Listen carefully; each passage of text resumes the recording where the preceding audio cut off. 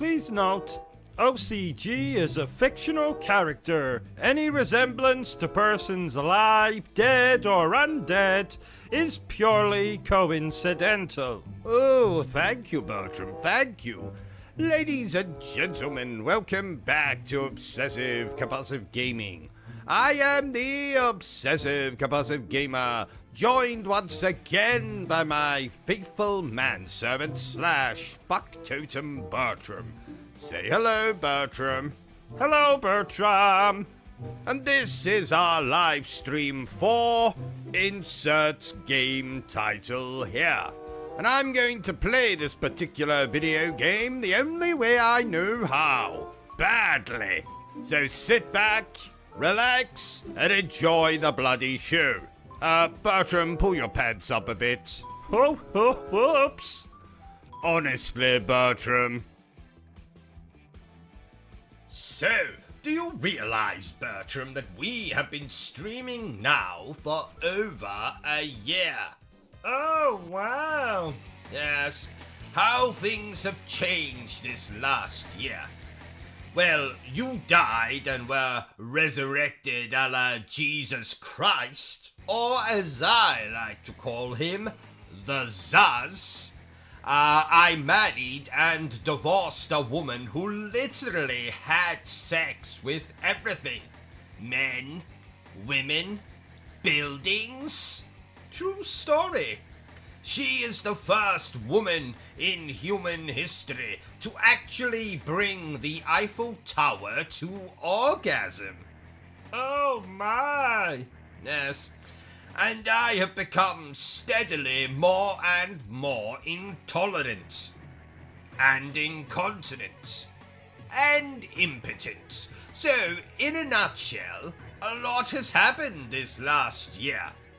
Now, speaking of my ex-wife, did I tell you, Bertram, that my ex-wife actually worked on the original Night of the Living Dead softcore pornography parody, Night of the Living Bed, about a bed that would come to life and eat people foolish enough to make love on it. Interesting, no? What are you doing, Bertram? I'm looking for the movie online. Well, you can do that later. It's bollocks anyway. Do you know what else is bollocks, Bertram? Something has just come to mind and I simply must tell you about it. There is something very misleading about RPG titles. Dragon Quest, for instance, has absolutely nothing to do with a dragon. And Final Fantasy, well, how can it be the final one if you keep bloody making them? Let's see, the last story? Well, it most certainly was not the last story. Lost Odyssey? Well, it's not bloody lost. I have played it many times. I'd say it's more Found Odyssey than Lost Odyssey. I could go on. And I shall. Now, The Witcher, well, there's more than one Witcher, so it should be called The Witchers. Alpha Protocol. You know, I actually liked that game. I want a remaster of that game. No, I demand it. Come on, Sega. Stop fondling Sonic's rings and give me a remaster of Alpha Protocol. Now, speaking of Final Fantasy, let me tell you a story, dear viewer. Back in 1997, when I was younger than I am now, and my penis was just starting to grow, I asked my father to buy for me Final Fantasy VII, which had just been released. I excitedly awaited his return, chasing my sibling around our home with a knife while wearing a Jason Voorhees mask to pass the time. Oh, I remember their funeral. Was a tacky affair. 'Twas that. So, my father returns with a PlayStation game under his arm. I grab it from him, as was customary in those days, and scream in horror as I behold not Final Fantasy VII, the game I had dreamed of owning, but Skull Monkeys. That's right, fucking Skull Monkeys. Is that a real game? Oh, it's much worse than that, Bertram. It's a nightmare. So what did you do? Well, I did what any spoiled child would do. I beat him over the head with the game until blood came out of his ears. And then I took said game and traded it in at my local gaming boutique for a copy of Final Fantasy VII. I never knew what an orgasm was until I took that game home and gently inserted it into my PlayStation. 'Twas then that I realized I had also asked my father to purchase a PlayStation, and he fucking forgot. Oh, so what did you insert the disc into? You know, Bertram, the cats never forgave me. But it's not all doom and gloom. Once my father recovered, he went and purchased that PlayStation, and I played Final Fantasy VII. The rest, as they say, is history. Oh, what a lovely story. Isn't it, though? Bertram, do you have the notes for the review we have to record after this? Nope, never mind. I can see them. Interesting game we are reviewing. It was one of those games where you're able to rename the main character. So naturally, I gave them the greatest name in the world. Robin Crowley. But that's your name. Well done, Bertram. On a scale of 1 to 10 on the stupid scale, you are now officially a 12. I named his best male friend Bertram Butler. But that's my name. Correction. Make that a 17 on the stupid scale. Give that man a medal. Actually, don't bother. He can't even spell the word medal. You're mean. And you're retarded. Is this a horror game? Is this a This isn't a horror game per se. Who the hell is Percy? Is he your boyfriend? Per se, Bertram. It's a figure of speech. Oh, that's a relief. At the very least, is this game less scary than the stories you read me at bedtime?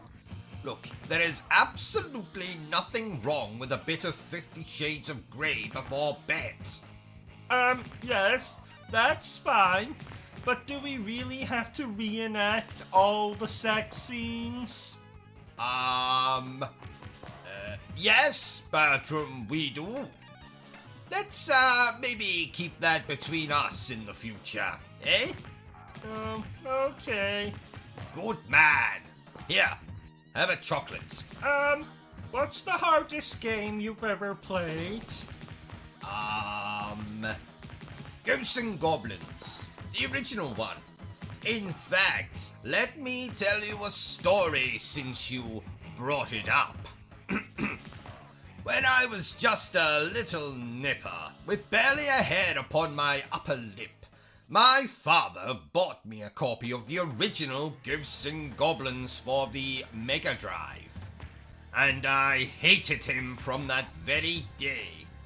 I won't say that's the reason he was murdered, but it's definitely one of them. The main reason is that he later bought me a copy of Bubsy 3D for the PlayStation. Oh, what a sad story. Indeed. I went to trade in Bubsy 3D at my local gaming establishment, and the chap behind the desk laughed at me. He laughed, Bertram. Because the game was so appalling? No, because I'd forgotten to put the disc back in the box. Oh! Not you too, Bertram. Why does everyone keep laughing at me? Maybe because you're an idiot? What was that? Nothing. Isn't this game splendid, Bertram? Bertram. Hello, Bertram. Oh, did you say something? I did. Your name. 3 times. Oh, I'm sorry. I was just looking at this review for an adult movie of Downton Abbey. It's called Go Down on Abbey. Oh, I see. Does it sound good? Like Mr. Kipling's cakes, it sounds exceedingly good. Oh. Check Amazon for a copy on Blu-ray then. Already done. Along with a copy of your ex-wife's film, Night of the Living Dead. Ah, well done, Bertram. You know, I think I may have an addiction to pornography. Oh. Yes, it is a problem. I'm seeing my gynecologist about it on Thursday. You don't need to see a gynecologist for that. No, but he gives a hell of a rectal examination. Yes. You know, I've been thinking, Bertram. We need to review more Call of Duty games on the channel. Don't say the name. What name? Call of Duty? Never say that name. It's said if you look into a mirror and say it 3 times, a swarm of adolescents will emerge and spew abuse at you. Oh, thank you for warning me, Bertram. I'm also thinking we should get a dog. You have a dog. Me. Not quite, Bertram. You see, a dog is actually useful. Well, what can a dog do that I can't do? Lick its own genitals? But that's not fair. Because you don't have any genitals. Oh, you think you're so funny. I don't think, Bertram. I know I'm funny. Bloody hilarious, actually. Did you know, Bertram, that I once trained a dog to lift a grand piano with just its nose? That's a lie. How dare you, Bertram? I would never dream of telling you a... Yes, it is a lie. I almost had you convinced, though, didn't I? Not at all. What was that? I'm a ball? Well, thank you, Bertram. I'm glad you enjoy my company, because I am the one and only. Ain't nobody else quite like me. I am the one and only. Forget the rest of the words. Did we really require the singing? There's always time for some singing, Bertram. You know, I remember fondly when that song came out, as I was still being breastfed. But you were 17. Yes? What's your point, Bertram? You should have stopped at the singing. Now you've turned this stream into something sordid. Have you watched any of our reviews, Bertram? I turn all of them into something sordid. Even the Disney ones. Oh, yeah. That one viewer threatened to castrate you. Oh, yes. Joke's on them. You see, I'm already circumcised. Oh, I didn't know you were Jewish. I'm not. You see, I got my Colonel Mustard stuck in the fridge door. I shouldn't be too harsh on that viewer, though. I believe they were a lesbian. Oh, All you care about are lesbians. That's not true. I also care about escorts, prostitutes, glamour models, celebrities who don't wear bras, and then lesbians. Oh, bugger me senseless. Bugger me senseless? Isn't that a film? I don't believe so. Oh, really? You see, I thought I heard you quoting from it last night. I have absolutely no idea what you're talking about. When you were in the shower, I thought I heard you say, "Bugger me senseless." Yes. Well, you see, I dropped my soap. Yes. And you know what I'm like. So I've been trying to limit the amount of swearing I do. So instead of saying shit, I said bugger me senseless. Yes. Oh, really? I thought I saw a gentleman exit the bathroom before you. I think he was dressed in a clown outfit and... Fine, I confess. I have a fetish for clowns. Are you satisfied? Were you satisfied? Oh, ha ha. Let's just focus on the bloody stream. Right, so... Yes. I have a question. Go ahead. Did the clown let you honk his nose? His actual nose, not his... Shut up, Bertram. As a matter of fact, he did. So, anyway, back to the stream. Focus on the stream. Don't concentrate on what Bertram's saying. He's going to ask lots of stupid things, I'm sure. Yes, playing the game. I have a question. Go ahead. When the clown, did confetti come out? Shut up, Bertram! As a matter of fact, it did. Right, back to the game. Let's play the game. Don't focus on anything that's going on around you. I have a question. Go ahead. How funny was the clown? On a scale of 1 to 10. Shut up, Bertram. And you as well as I know that the only person I find funny is me. I have a question. Haven't you tortured me enough? Did the clown ram a custard pie onto your face? If you catch my meaning? I am not going to answer that, Bertram.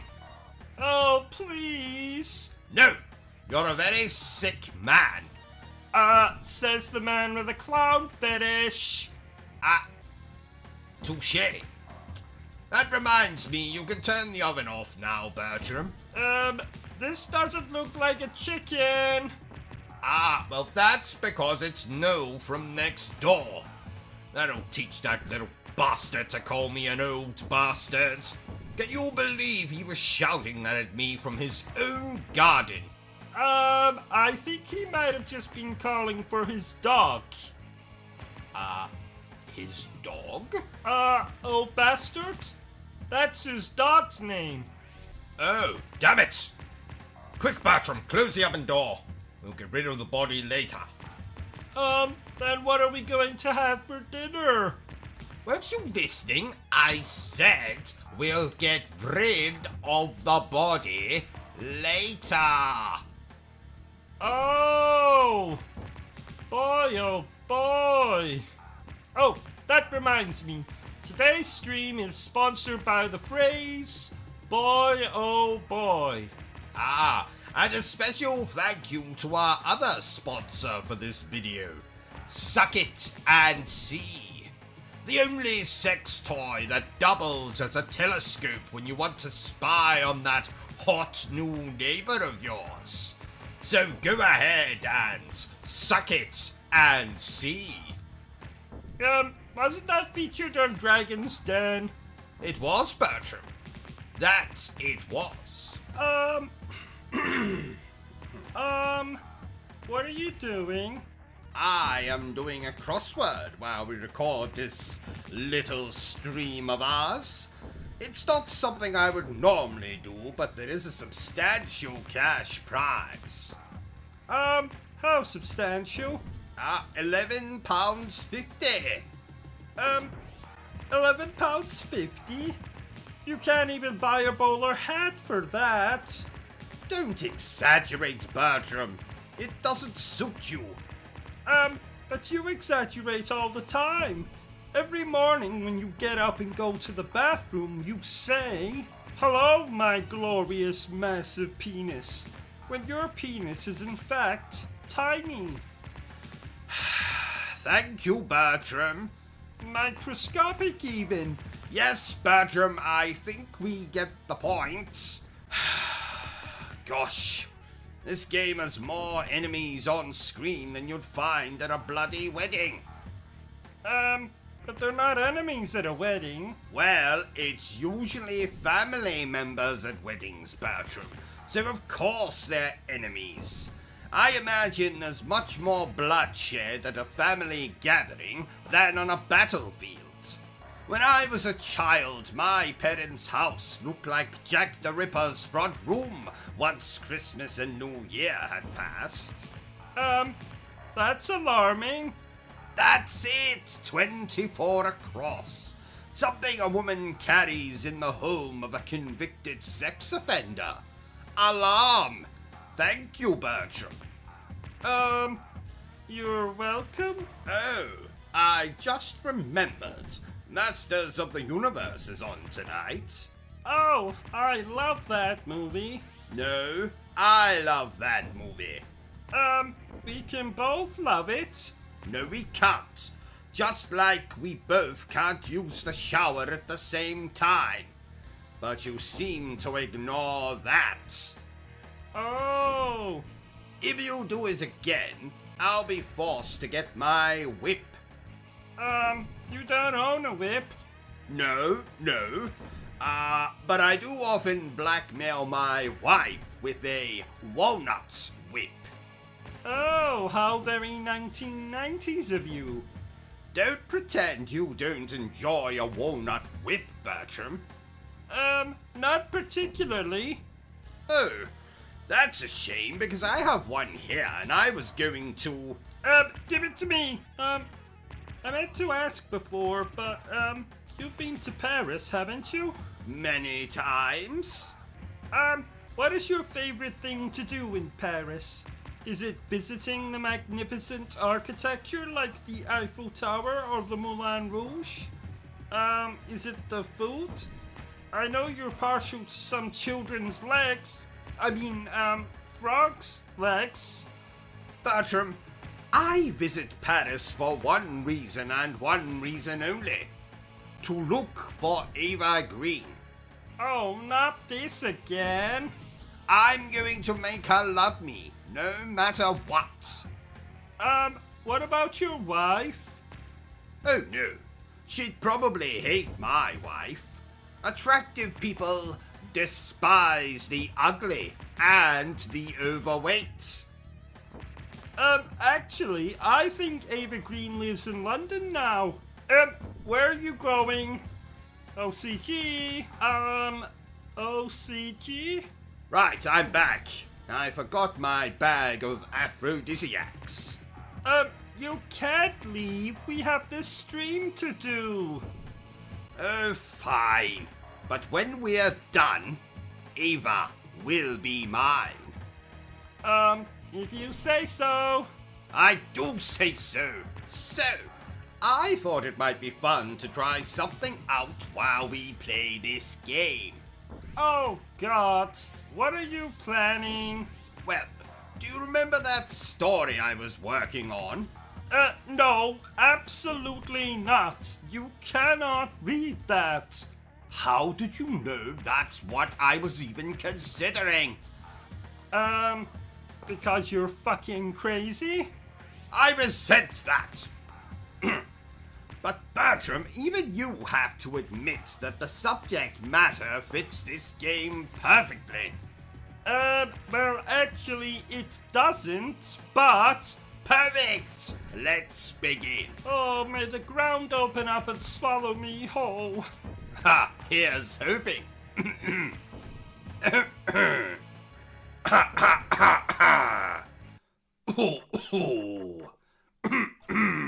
So, dear viewers, let me regale you with a little tale I have been working on for a while. So, here is the world premiere of Trevor, the transvestite T-Rex. Oh, kill me now. Shut up, Bertram. Once upon a time, 65 million years ago to be precise, the world was filled to the brim with dinosaurs. They were very much like the human race. They liked to eat, poop, sleep, make love, but the teenage dinosaurs mostly spent their time fighting with their friends over which was the best, the PlayStation or the Xbox. They didn't have... Shut up, Bertram. Now, I myself have built a time machine just last week and travelled back to this time and beheld with awe the sheer size of these prehistoric animals. I'm not exaggerating when I say that the T-Rex had the largest Colonel Mustard I have ever seen. And I was fortunate to come across one in the middle of its mating ritual with a Triceratops of, shall we say, low moral standing. Yes, dear viewer, sex workers existed even 65 million years ago. Anyway, I was fortunate enough to be standing under the T-Rex when he pulled his Colonel Mustard out of his companion and... I told you to cut that part out. And I told you to shut up, Bertram. But we're not here to talk about me, dear viewer. No. We are here to learn all about Trevor, the transvestite T-Rex. Trevor was born a long time ago. His mother was just a dirty hoe. She sold her son for lots of drugs. The dealer threw in a lovely rug. Trevor was raised by lots of girls. They styled his hair, put it in curls. Trevor then found he was aroused when he was dressed in a nice blouse. Yes. Trevor enjoyed his head in bows, obsessed with the Rocky Horror Show. He padded his bra with caveman shit. Can't think of a line here that will fit. Trevor was fond of scrambled eggs. He tucked his meat between his legs. To all the boys, he was a catch. They put their meat right up his hatch. Hatch? Do you mean bum? It's a complex narrative, Bertram. Read into it what you will. Yes, hatch means bum. Continue. Trevor took drugs, just like his mum. To fund this vice, he sold his rum. Rum? Did you mean bum again? No. Trevor had amassed quite a collection of rare and delicious rums. Did they have rum 65 million years ago? Absolutely not. But I'm using what we writers call creative license. Yes. Ah, okay. Continue. Where was I? Oh, yes. Trevor took drugs, just like his mum. To fund this vice, he sold his rum. His dealer was a filthy brute. Made Trevor become a prostitute. Oh no, not the same one you saw when you... Ah, the very same, Bertram. Isn't it amazing? So what happened next? Well, after contracting a whole manner of exotic diseases while selling his trade, Trevor eventually went mad and bit his own tail off, and then used it to suffocate himself to death. And thus, Trevor, the transvestite T-Rex, was no more. Oh, what a sad ending. Oh, don't feel too bad for him, Bertram. His spirit now lives in transsexual Transylvania. Oh, that's nice. You really are a sentimental sausage, aren't you? Well, you've got me worse than that. Yes, Bertram. Now, let's move on. Nincompoop, idiot, moron, Yes, Bertram, let's move on. imbecile, ignoramus, dummy. Yes, Bertram, I get the point. Let's move on. I used to actually think my name was retard, you called me it so often. Shut up, you spastic! And I thought that was my surname. Bertram, if you shut up right now, I'll give you a cookie. No, 2 cookies. Thank you. We should review another game later today. Maybe after dinner. Oh, I just don't have time today to review another game, Bertram. And why not? Well, as you know, once a month I like to spend an entire day in the nude and do nothing but stand at the front door waiting to leap out on any unsuspecting visitors. Ah, Nudie Tuesday. Yes, and today just so happens to be that day. Oh, yes. I was wondering why your Colonel Mustard was on display in all of his glory. That's Sir Colonel Mustard to you, Bertram. Oh. Pass me a towel, won't you? Do we own towels? Ah, good point. Yes. Run out and purchase a towel, and then come back here and pass it to me. There's a good fellow. I must say, Bertram, this game is bloody crazy. Speaking of bloody crazy, didn't you nearly kill Sonic the Hedgehog once? Actually, it was quite the opposite, Bertram. He came over to visit me one Nudie Tuesday back in 1997, and I made the mistake of inviting the little bastard inside. Long story short, I accidentally sat on him when he stole my favorite chair. Oh, that must have hurt, especially with all those spikes of his. Yes, I was picking those spikes out of my ass for a month. A month, I tell you. Bertram, put that gun down. Oh, sorry. You know, I've never held a gun myself. Well, not recently, though I was once quite the regular of what the Americans call gay bars. Now, of course, that's a different gun entirely, though just as lethal, as Freddie Mercury will attest. So, back to the stream. Don't you have a driving lesson today? You know, to get your license back? Ah, well remembered, Bertram. Why did you lose your license in the first place? Well, I'm not to be trusted on the road, Bertram. Reason number 1 why I no longer have a driving license.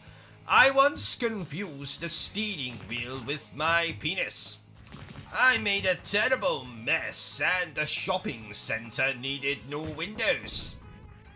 And staff.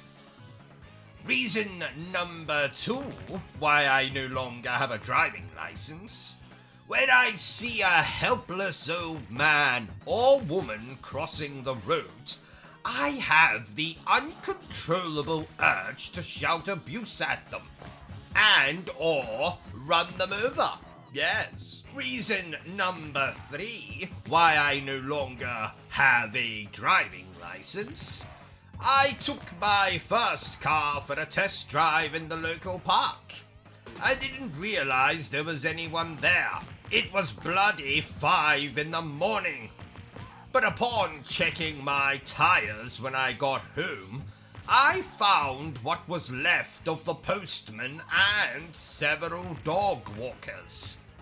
Luckily, I had some spare tires, so crisis averted. Ha ha! Reason number 3 why I no longer have a driving license. Reason number 4, I think. Ah, well spotted, Bertram. Reason number 4. I ran through a red light once. If only I'd remembered to bring the car. And my clothes. When was that? Oh. Let's see. 2007, I believe. Oh, yes, now I remember. I was on my way to pick up Heavenly Swords. Oh, I like that game. Do you know, Bertram, that women have told me in the past that I have a Heavenly Sword? Ha ha, if you know what I mean. I say Heavenly Sword, but it's more Heavenly Dagger. No. Heavenly Penknife. Heavenly Needle? No, Bertram. You're not allowed to make fun of my penis. Only I'm allowed to make fun of my penis. Sorry. 'Twas an amusing joke, though. I don't know if I told you, Bertram, but I have started reading Dante again. And no, not the Devil May Cry Dante. Abandon all hope, ye who enter here. Isn't that what the sign in our bathroom says? Yes, Bertram. My wife also has that tattooed on her lady garden. Speaking of Dante, I got lost in the 9 circles of hell once. I got stuck between lust and gluttony.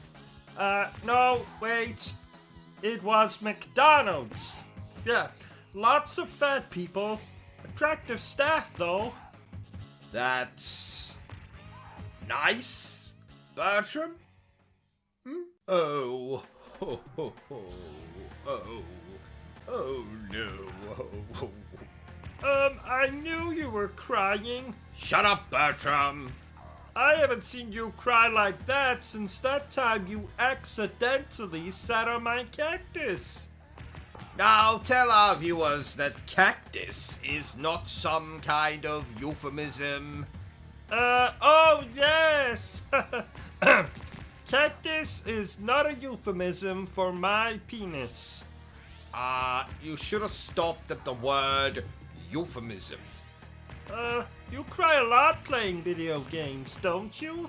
Shut up, Bertram.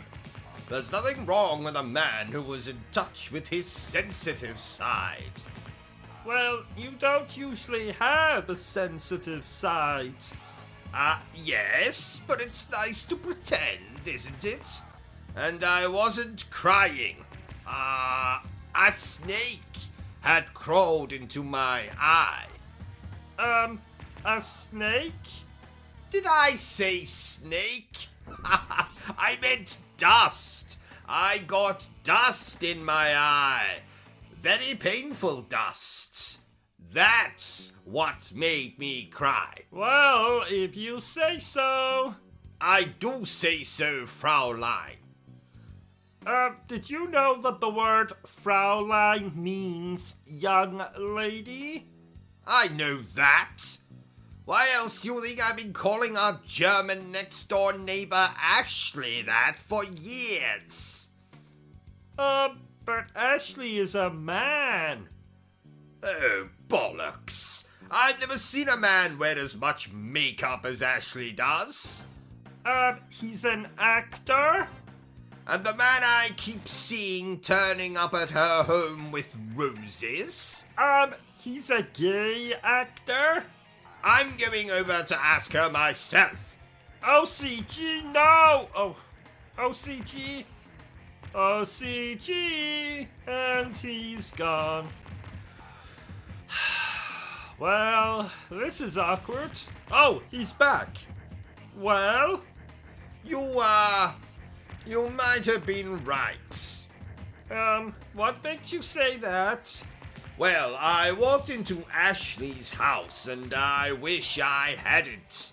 I saw what can only be described as bumming. I mean, courting. Well, I told you. Yes, enough of these shenanigans. Let's get back to the stream. I can't believe I was right. Finally, now you'll have to treat me with respect. Shut up, Bertram, you insolent retard, or I shall be forced to get my sword. I've never understood people's reliance on swords. Why? Well, personally, if I was going into battle, I'd come with an entire pencil case full of pens. Pens? And what the hell are you going to do with them? Write the enemy a bloody check? No, I'd destroy them. And what makes you think you could do that? Because, like they say, the pen is mightier than the sword. Ow! From this day on, your name will not be Bertram. It will be Village Idiot. Anyway, back to this game. So, dear viewer, what can I tell you about this game's development? Nothing. Do I think you should buy this game? Well, that depends on what you think of what we're showing here. But I can say there are worse things you can do with your money. Like buy a hat that is much too small for your head? How the hell was I supposed to know it was too small? I bought it online and the website said... Wait a minute, I'm going to get this page up. It's loading. No, I don't want to buy tab packs. Oh, here we are. The website says, and I quote, "One size fits all." Well, I've been telling you for years that you've got a big head. But that just means my brain is bigger than everyone else's. As big as your stomach? What's wrong with you today? You're not usually this hostile. Oh, I'm sorry. I'm on my period. Bertram? Yes? You really do suit the name Village Idiot. Oh, thank you. Oh, by the way, the toilet is blocked again.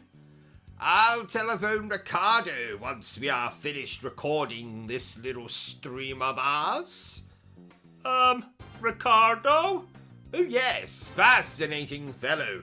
murdered his father when he wouldn't finance his sex change. Oh, sounds charming.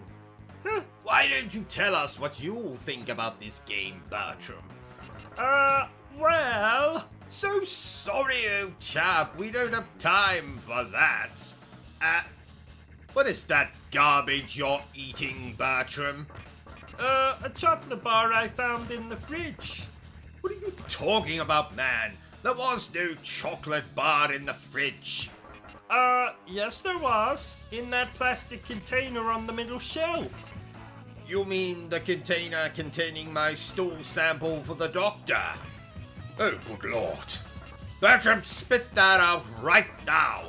But it's so tasty. Oh god, I think I'm going to be sick. Let's just move swiftly on. Wait a minute, are you eating again? No. Liar! Is that my cheese sandwich? That depends. Did you leave it in the fridge with a note on top of it that said Reuben? What does Reuben mean? Is it a made-up word? That's my name, you idiot! Oh, would you like a bite? Keep it! I'll punish you later. Oh.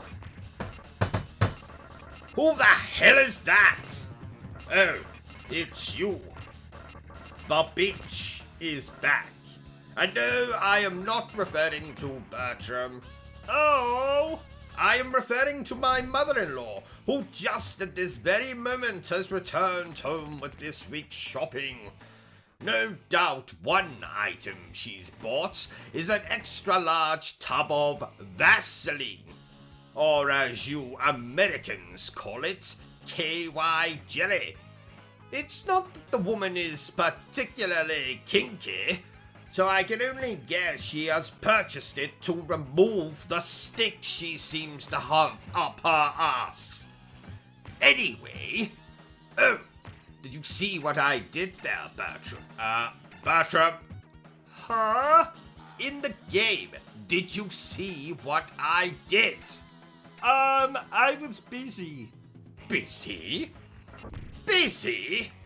Too busy to watch your master? I am the greatest YouTuber who has ever lived. I hold the Guinness World Record for having the smallest, I mean the biggest penis in the entire world. What could you possibly be busy doing? Let's hear it. I was reading the obituaries hoping that I'd see that my Uncle Herbert had died a violent death. Aw, that's so sweet. I'm so proud of you, Bertram. Here, take my hand. So, what did your Uncle Herbert do that you'd want him dead? He urinated on my hand. Get your fucking hand off of me! Let's move on. Quickly, now we come to the controversial part of the stream, ladies and gentlemen. Oh, are you going to tell us about being molested by your grandfather while watching Titanic? What's wrong with you? Oh, more controversial than that? Shut up, Bertram. I have to say this. The only thing I hate more than a silent protagonist in a video game is celebrities who make sex videos of themselves. Why? Because no one was interested when I accidentally, on purpose, leaked my sex video. Well, no one wants to watch you having sex with your Aunt Cecilia. Especially because she's been dead since 1905. A necrophilia joke, ladies and gentlemen. Oh, that reminds me. We need a new piano. Why? Because I might have accidentally leaned against it and made it roll down the hallway stairs, through the front door onto the street, down a side alley, then onto a busy road where it might have got smashed to pieces by an elderly man driving a tank. I see. A tank, you say? I believe so. Okay. Damn! I really like that piano. Well, at least I still have my church organ, eh? Actually... Oh no. Say it isn't so. I'm afraid it is. Old man in a tank? Old woman flying a 747. Damn! There is no God. Oh well, shit happens. And now for some impressions by yours truly. Performed badly.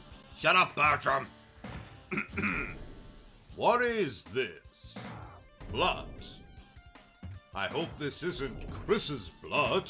Let me take care of this. I found something. It's a weapon. It's really powerful. It's Forrest. Oh my God!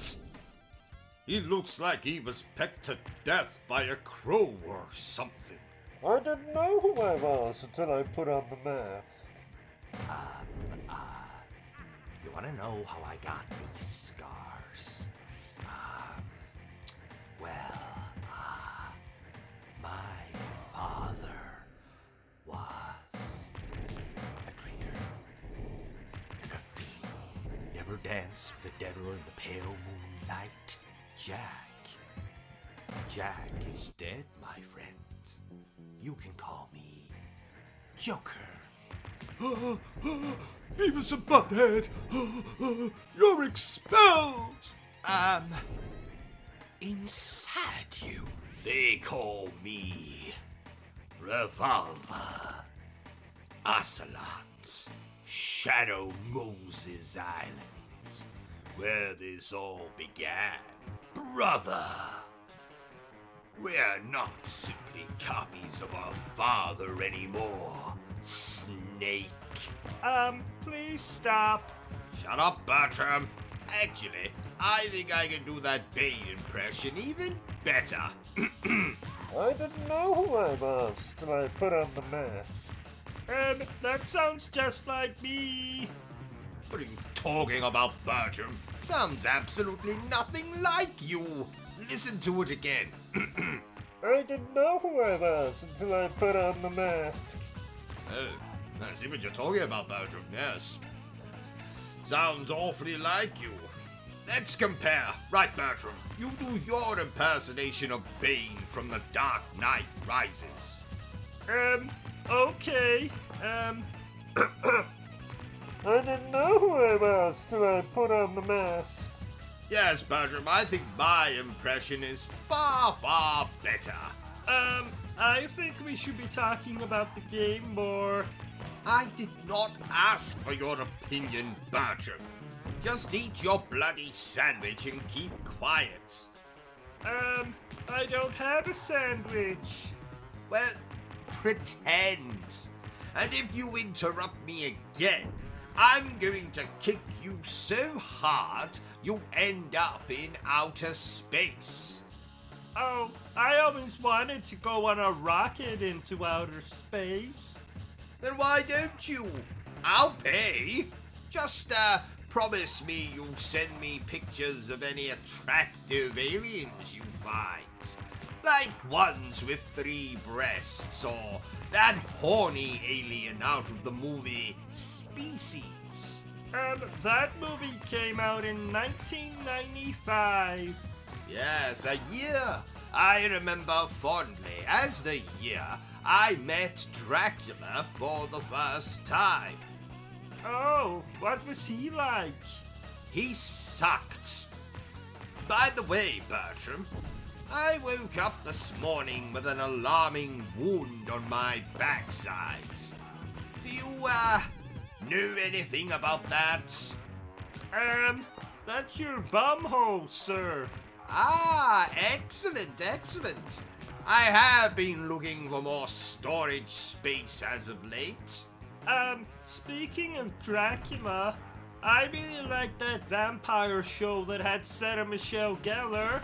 Ah, Sarah Michelle Gellar. She can put her stake in me any day of the week. Except Thursday.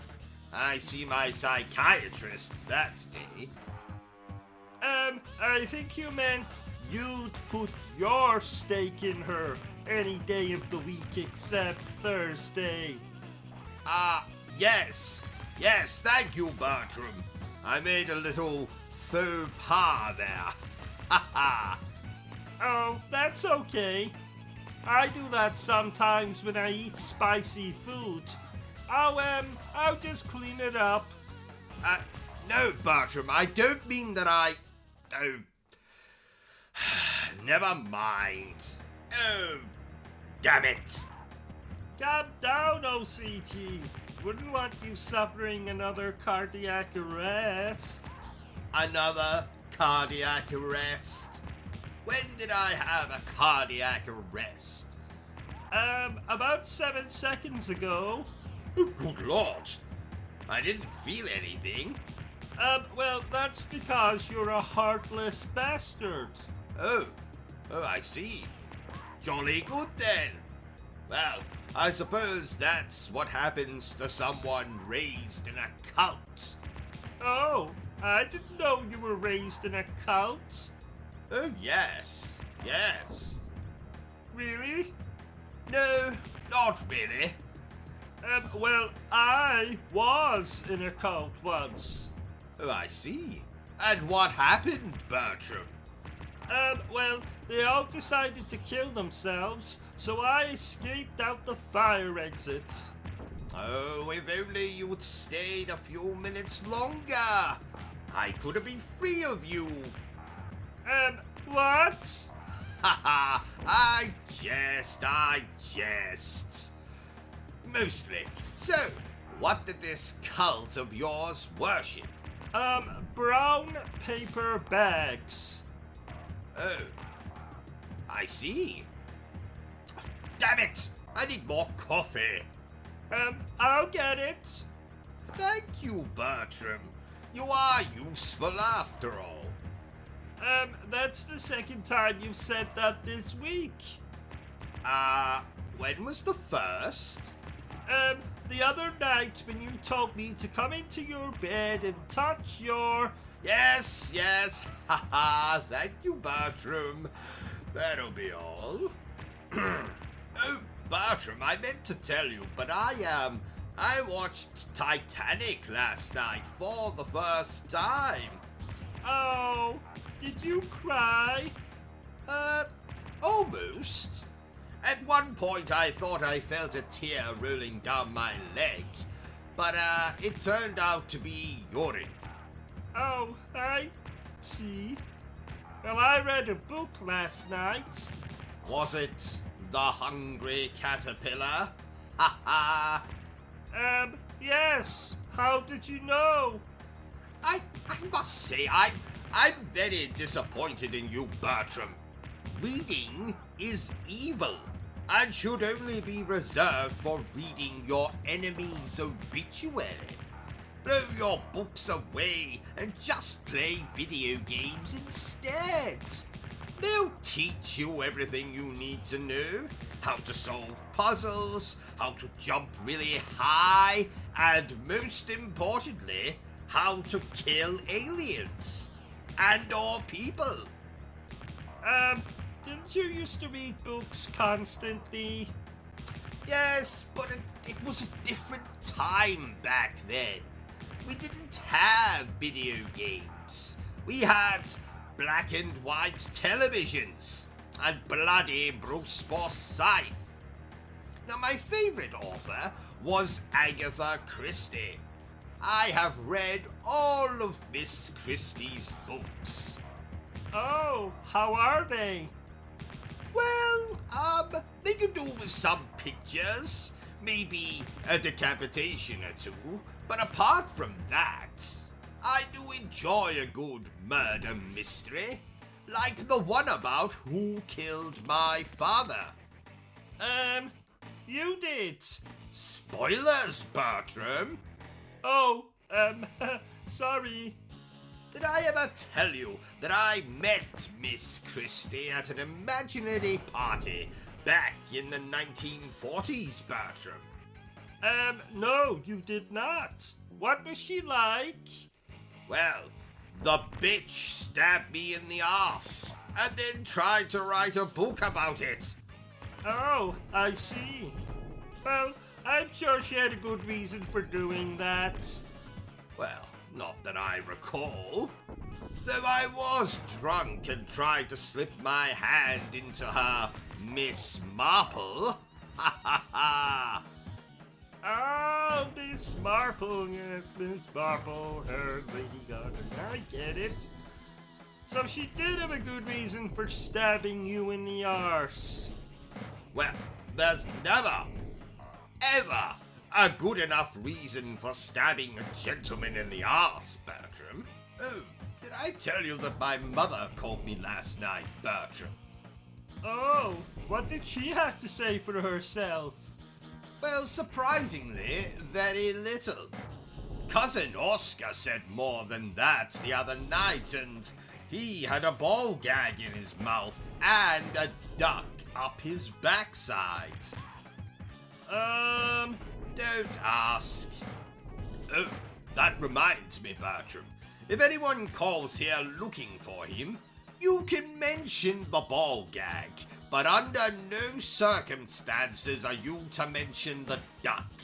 Do you understand? I think so. Good man. Oh, and I watched Groundhog Day last night. Did I tell you? No. Did you enjoy it?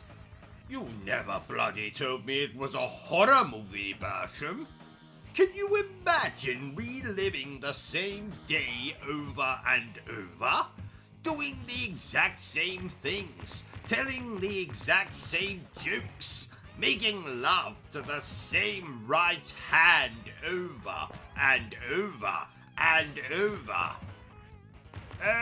Isn't that a normal day for us? We get up, get dressed, play a game, review a game, play another game, get undressed, get into the shower together, go to bed together, make love. Yes, thank you, Bertram. I think I get your point. This game looks like a cartoon. I must confess that I have fallen out of favor with cartoons as of late. They've become rather tame for my tastes. I will now only watch cartoons if they have graphic violence, cross-dressing, nudity, and or animal cruelty. So, pretty much anything featuring the Looney Tunes. Yes, I was aroused by cartoon characters long before I was ever aroused by human beings. I only have to say the words Jessica Rabbit or Donald Duck to send myself into some kind of sexual frenzy. Though, I do not recommend making love to pictures. That's the perfect way to give yourself a paper cut somewhere you really do not want a paper cut.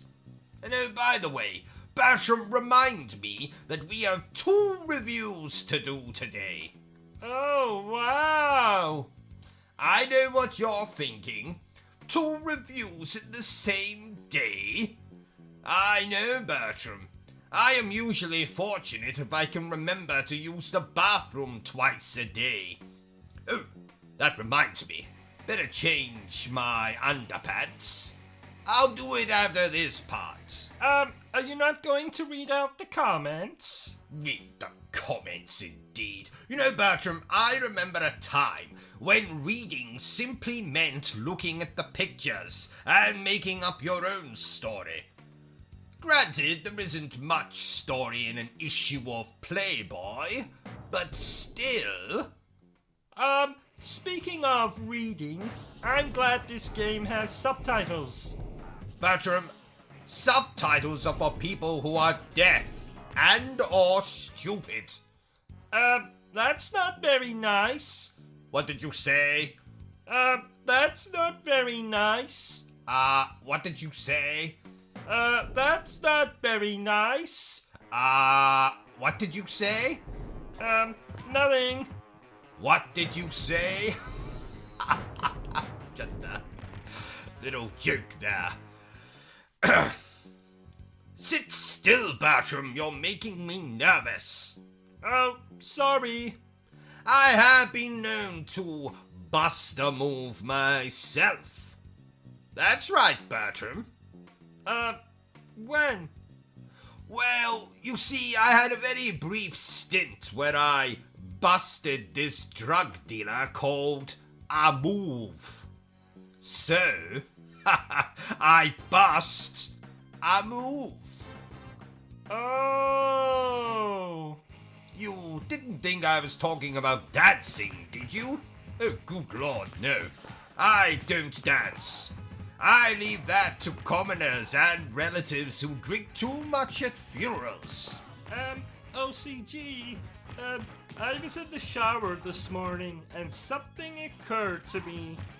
You were in the shower? I think the last time you had a shower was 1974. Yeah, anyway, I was in the shower and it occurred to me that bollocks are so cute. Wait, am I allowed to say that bollocks are cute? Oh, yes. I have a particularly cute pair of bollocks myself. You may stroke them if you wish. Maybe later. Funny story. I once broke into Lara Croft's house and used her shower. That wasn't funny at all. Didn't you chat up Lara Croft in a bar once? I would never do something so common, so vulgar, so indecent. And if you must know, it was a restaurant, not a bar, and it didn't go well. Did she slap you in the face? No. She shot me between the legs. Oh, ouch.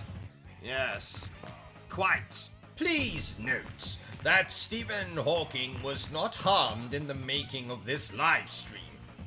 But that's because he's dead. A bold statement, you might be thinking, but so is stating that my wife has more hair on her bottom lip than I do. It doesn't make either statement any less true. I'm getting peckish. Do you think that shop on the corner will have any Twinkies? I had one of them in Florida once, and I suddenly have a craving. This is Britain, Bertram. We have everything here. I mean, for God's sake, I once saw a shop selling imported boxes of Cocoa Pops. A product that we've been able to get here for centuries. And this particular shop went to all the trouble of importing bloody Cocoa Pops. And then had the gall, had the nerve to charge 3 times what they usually sell for. Bloody Cocoa Pops for the same price I could buy condoms. Extra large condoms. Extra large condoms. And while I'm ranting, I was on the PlayStation Store last night, and do you know there is a game for sale there where you play as a slice of bread? A bloody slice of bread. Not even a sandwich. A piece of bloody flipping bread. What is it called? I am bread. Oh, catchy. It most certainly is not catchy. Oh, that reminds me. Did I tell you that I once saw a shop selling imported boxes of Cocoa Pops? A product we've been able to get here for centuries. And this particular shop went to all the trouble of importing bloody Cocoa Pops, and then had the gall, the nerve to charge 3 times what they usually sell for. Yes, you did tell me. Less than 2 minutes ago, in fact. Ah, well that's okay then. Now remind me when we're done with this stream to blowtorch my underpants. Okay. Can I ask why? No, you may not. Well, if you must know, the dryer has broken down. Oh, I see. So, how is this game that you're playing? Well, it's about as much fun as tucking your sausage between your legs and talking like a girl. That's funny. Oh, thank you, Bertram. Do I get a prize? Oh, that won't be necessary. Now get back in your cage. No, actually, hold that thought. Let me kill this imbecile first. You rang? I did not ring, Bertram. Oh, I thought you were calling for me. You said imbecile, and that's what you usually shout at me when you want something. Yes, that I do, but not this time. Back in your cage, imbecile. You rang? Go away. Now, where was I? Oh, yes.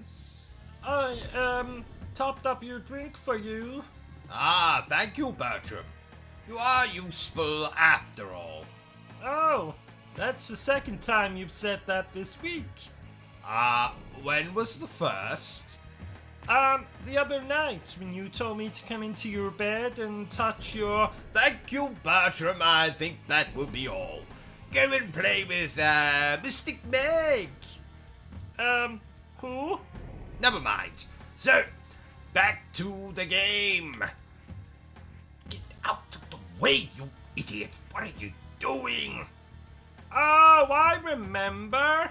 She was that old woman who predicted the lottery numbers. Well done, Bertram.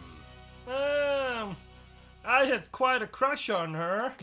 I take back my well done. Shut up, Bertram, and never speak again. And now a message from our sponsor. Yours truly, me. Ladies and gentlemen's toilets, thank you very much for watching my stream. 'Tis fabulous, isn't it? And aren't I the most handsome man you have ever seen? I beg your pardon. Well, that's just rude. Are you hearing this, Bertram? Bertram! Wake up, Bertram! Ugh. Good help is so hard to find these days. You know, I think Bertram was a village idiot in a past life.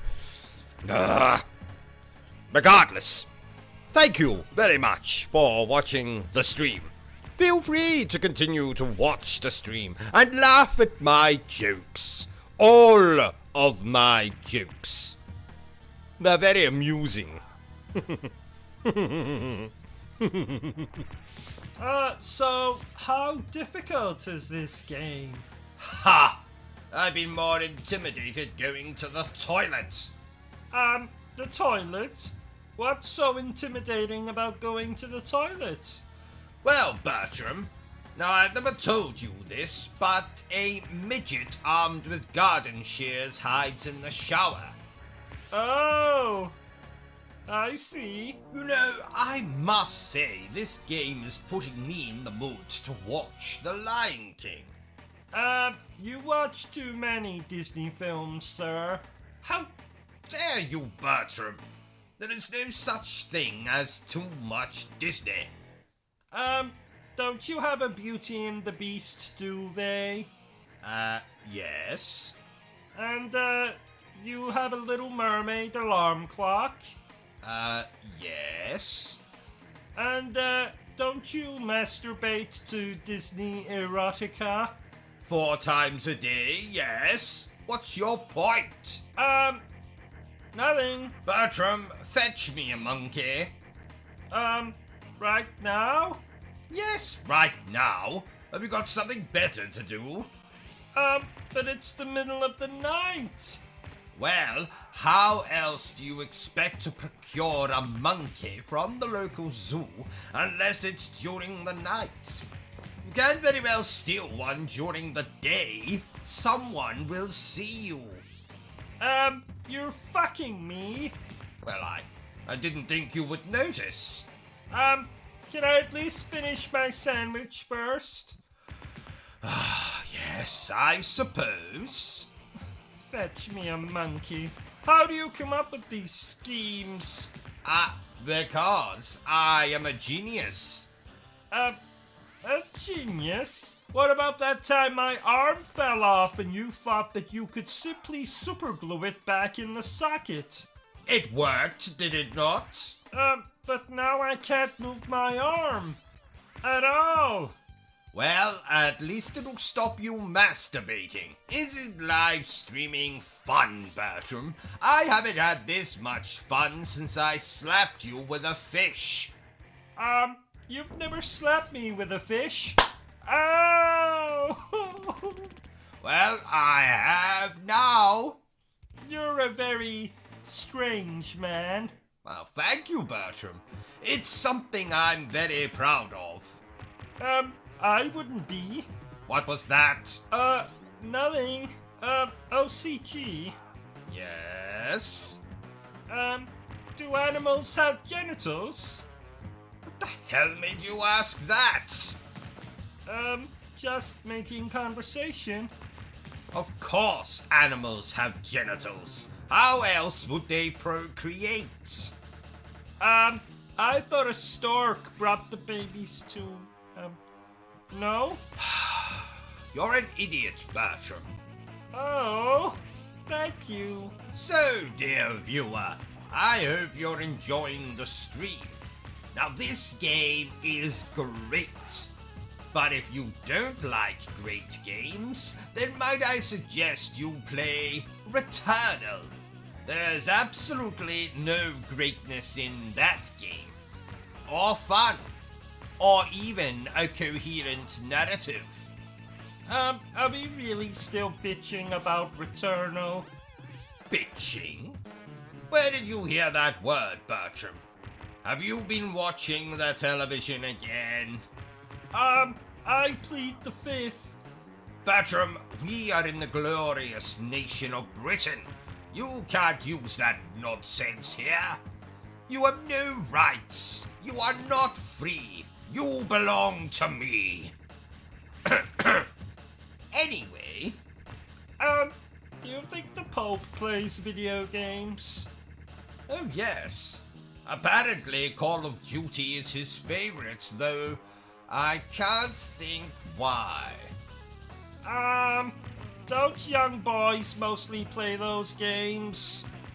Oh, yes. Yes, they do, Bertram. Moving on. Please note, OCG is a fictional character.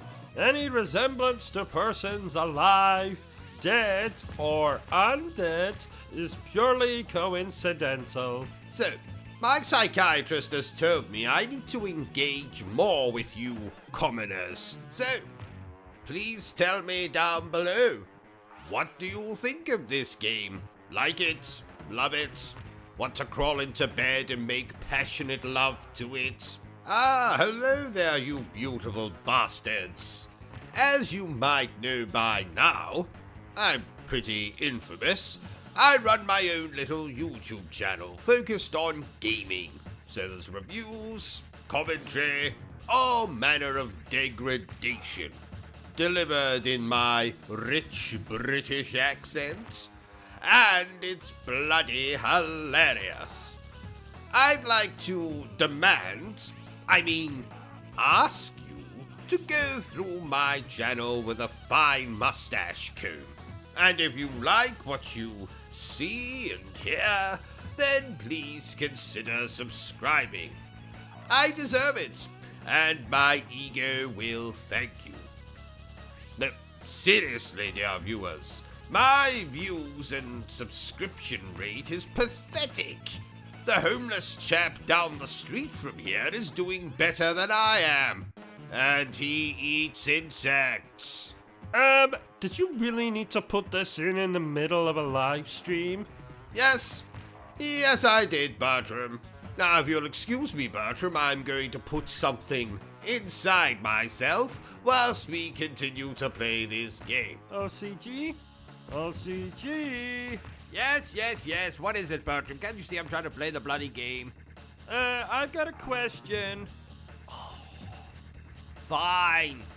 What's your question, Bertram? What is God? Ah, that's a particularly deep question for the middle of a live stream of a video game. Okay. What is God? Well, some people say he's the big fellow who created the planet and all the people in it and all the grass and all the animals and all the sex toys and all that fun stuff. Other people say he's a figment of your imagination, just something made up in a fictional book for people to feel good about themselves and believe that there's something after death and not just an eternity of darkness and being worm food. Oh, and what do you believe, OCG? Well, what I believe is the only god round here is me. Ha ha ha! Oh, so you don't believe? No, I don't believe in God. I believe in me. Ha ha ha! Oh, and what if there was a way that I could prove that God exists? Okay, Bertram, I don't really know where you're going with this, but yes, okay, what if there was a way that you could prove? Then I suppose I would have to become a believer. Okay. Now, where is God? What? Where is God? Well, how the hell should I know where I don't know where he is. Well, in the Bible, they say that God is everywhere, all at once. Everywhere? Does that mean he could be here? Yes. Sure. Why not, Bertram? Okay, I'm off to find God then. You do that, Bertram.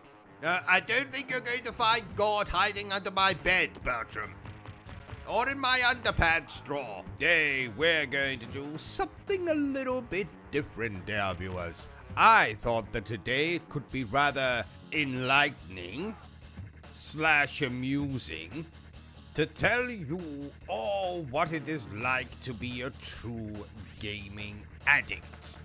So yes, dear viewers, I, Ruben Crowley, OCG, Obsessive Compulsive Gamer, am indeed a gaming addict. That means that I spend the majority of my day, you guessed it, playing video games. Retro games, new releases, if I can afford them. More on that in a moment.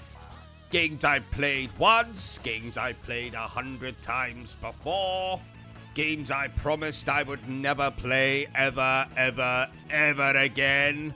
Hello, Skyrim. How the hell are you doing?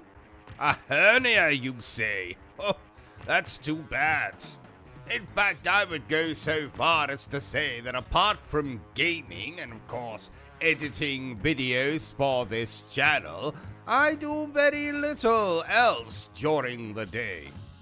And this isn't just 1 day a week, or 2 days a week, or 3 days a week, or even 4 days a week.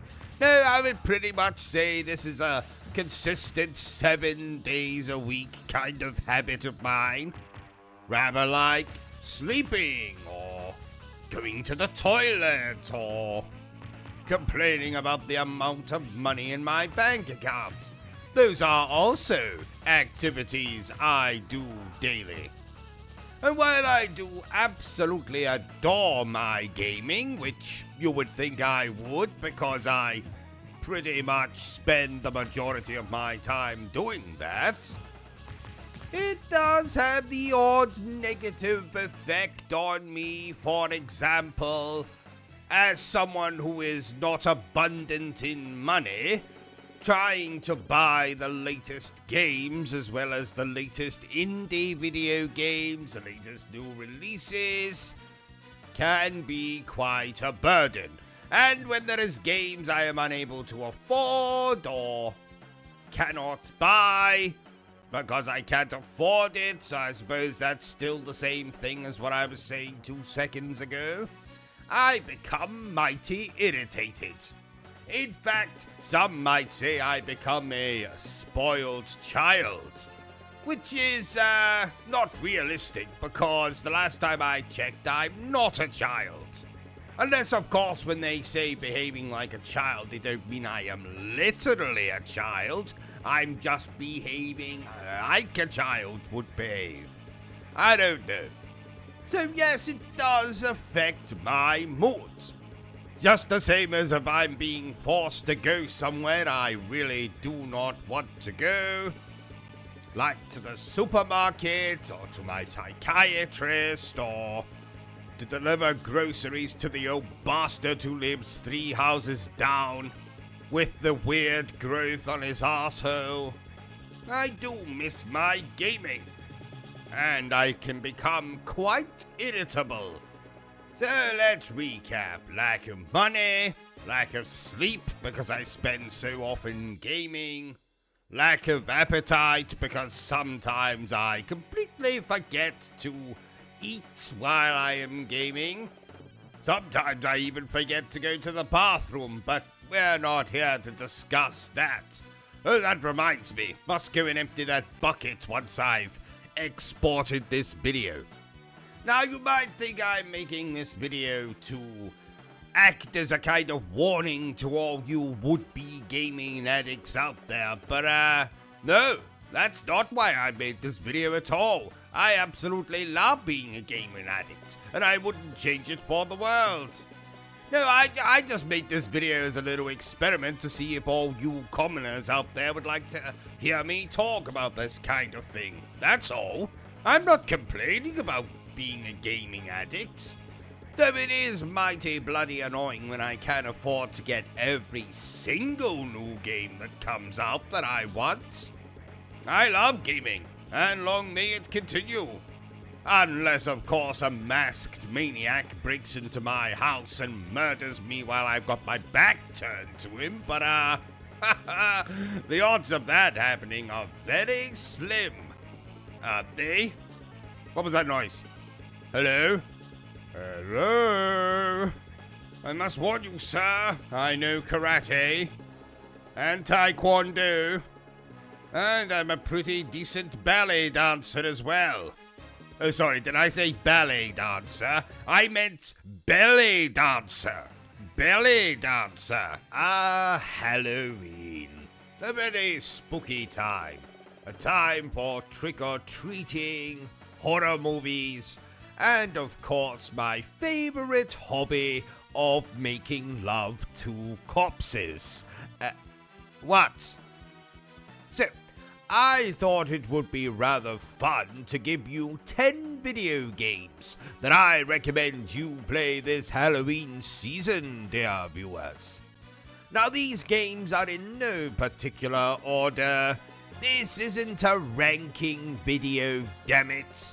It's simply a little video to reward you, my loyal viewers, on my favorite day of the year. Halloween. Well, actually, Halloween is probably my second favorite day of the year.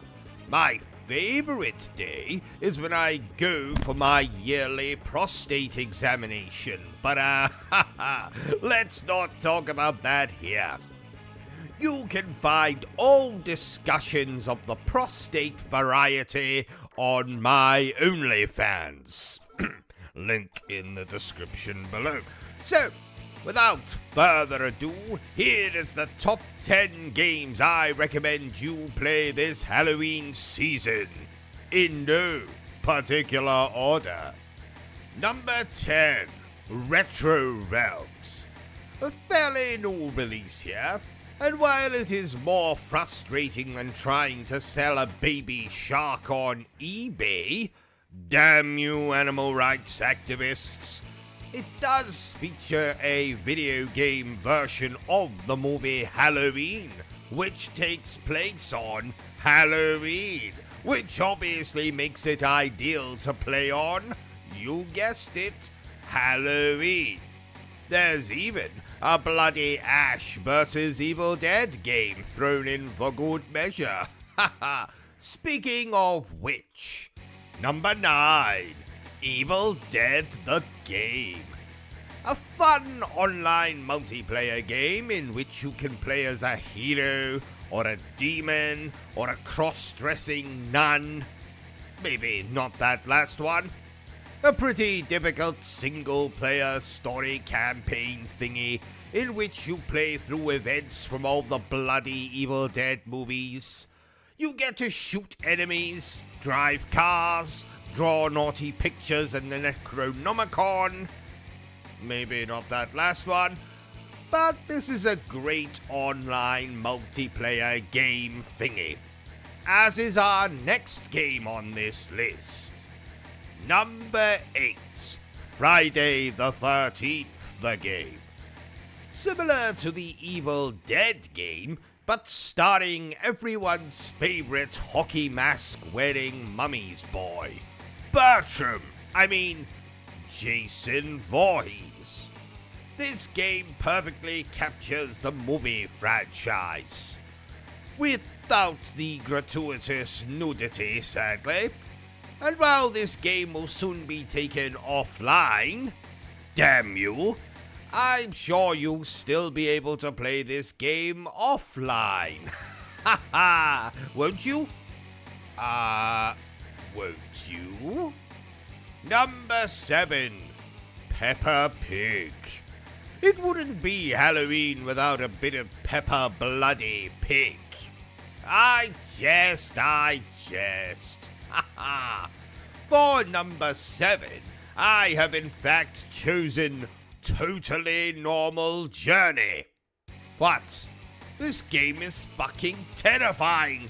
Just take a look at this. See? Terrifying. And strangely arousing. Number 6, Resident Evil Village. It wouldn't be a list of horror games without a Resident Evil game, but why this particular one? Well, because it has the most in common with Halloween in my opinion. There's werewolves, there's vampires, there's a weird sea monster thing, there's a baby uglier than Quasimodo. What? If you like your horror of the Hammer variety, see what I did there? Hammer horror. Haha. Then you'll love Resident Evil Village. That baby is still ugly. Ugh. Number 5. What the hell was number 5 again? Bertram, what was number 5 again? You're useless, Bertram. Was it Outlast? No, I hate that bloody game. Amnesia? No, don't remember anything about that particular game. Oh, yes! The 5th horror video game I recommend this Halloween season is... Drum roll, please, Bertram.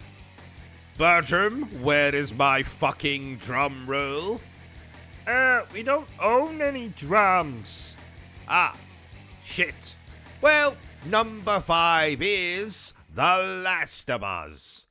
Do I even need to elaborate?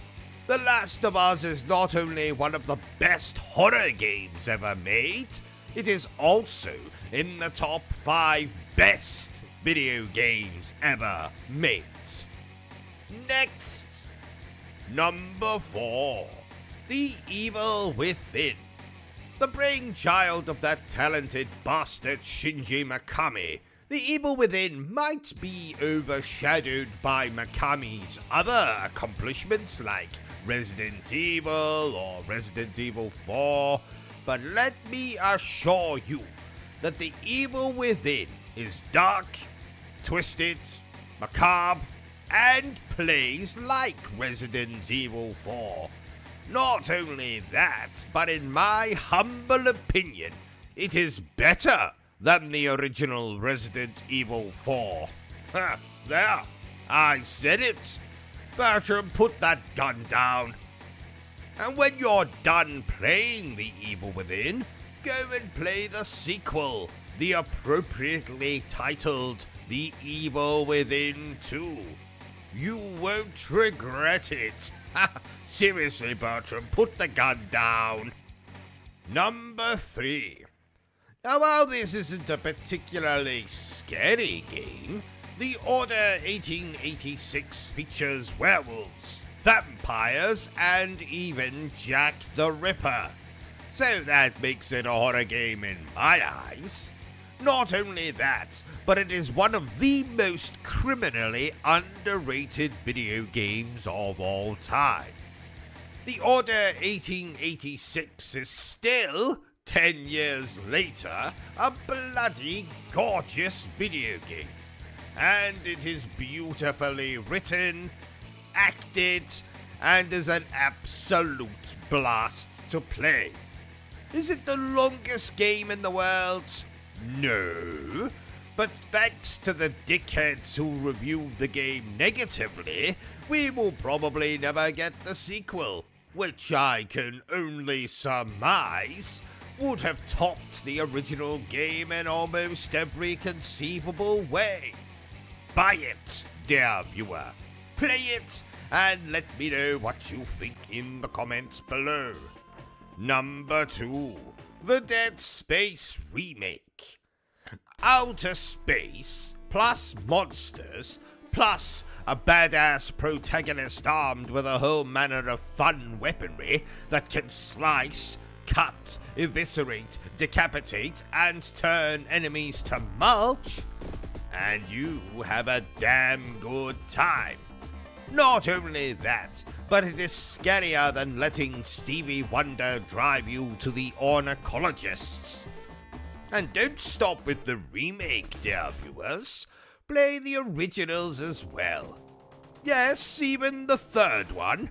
There's absolutely nothing wrong with the third one. Bertram, put that gun down.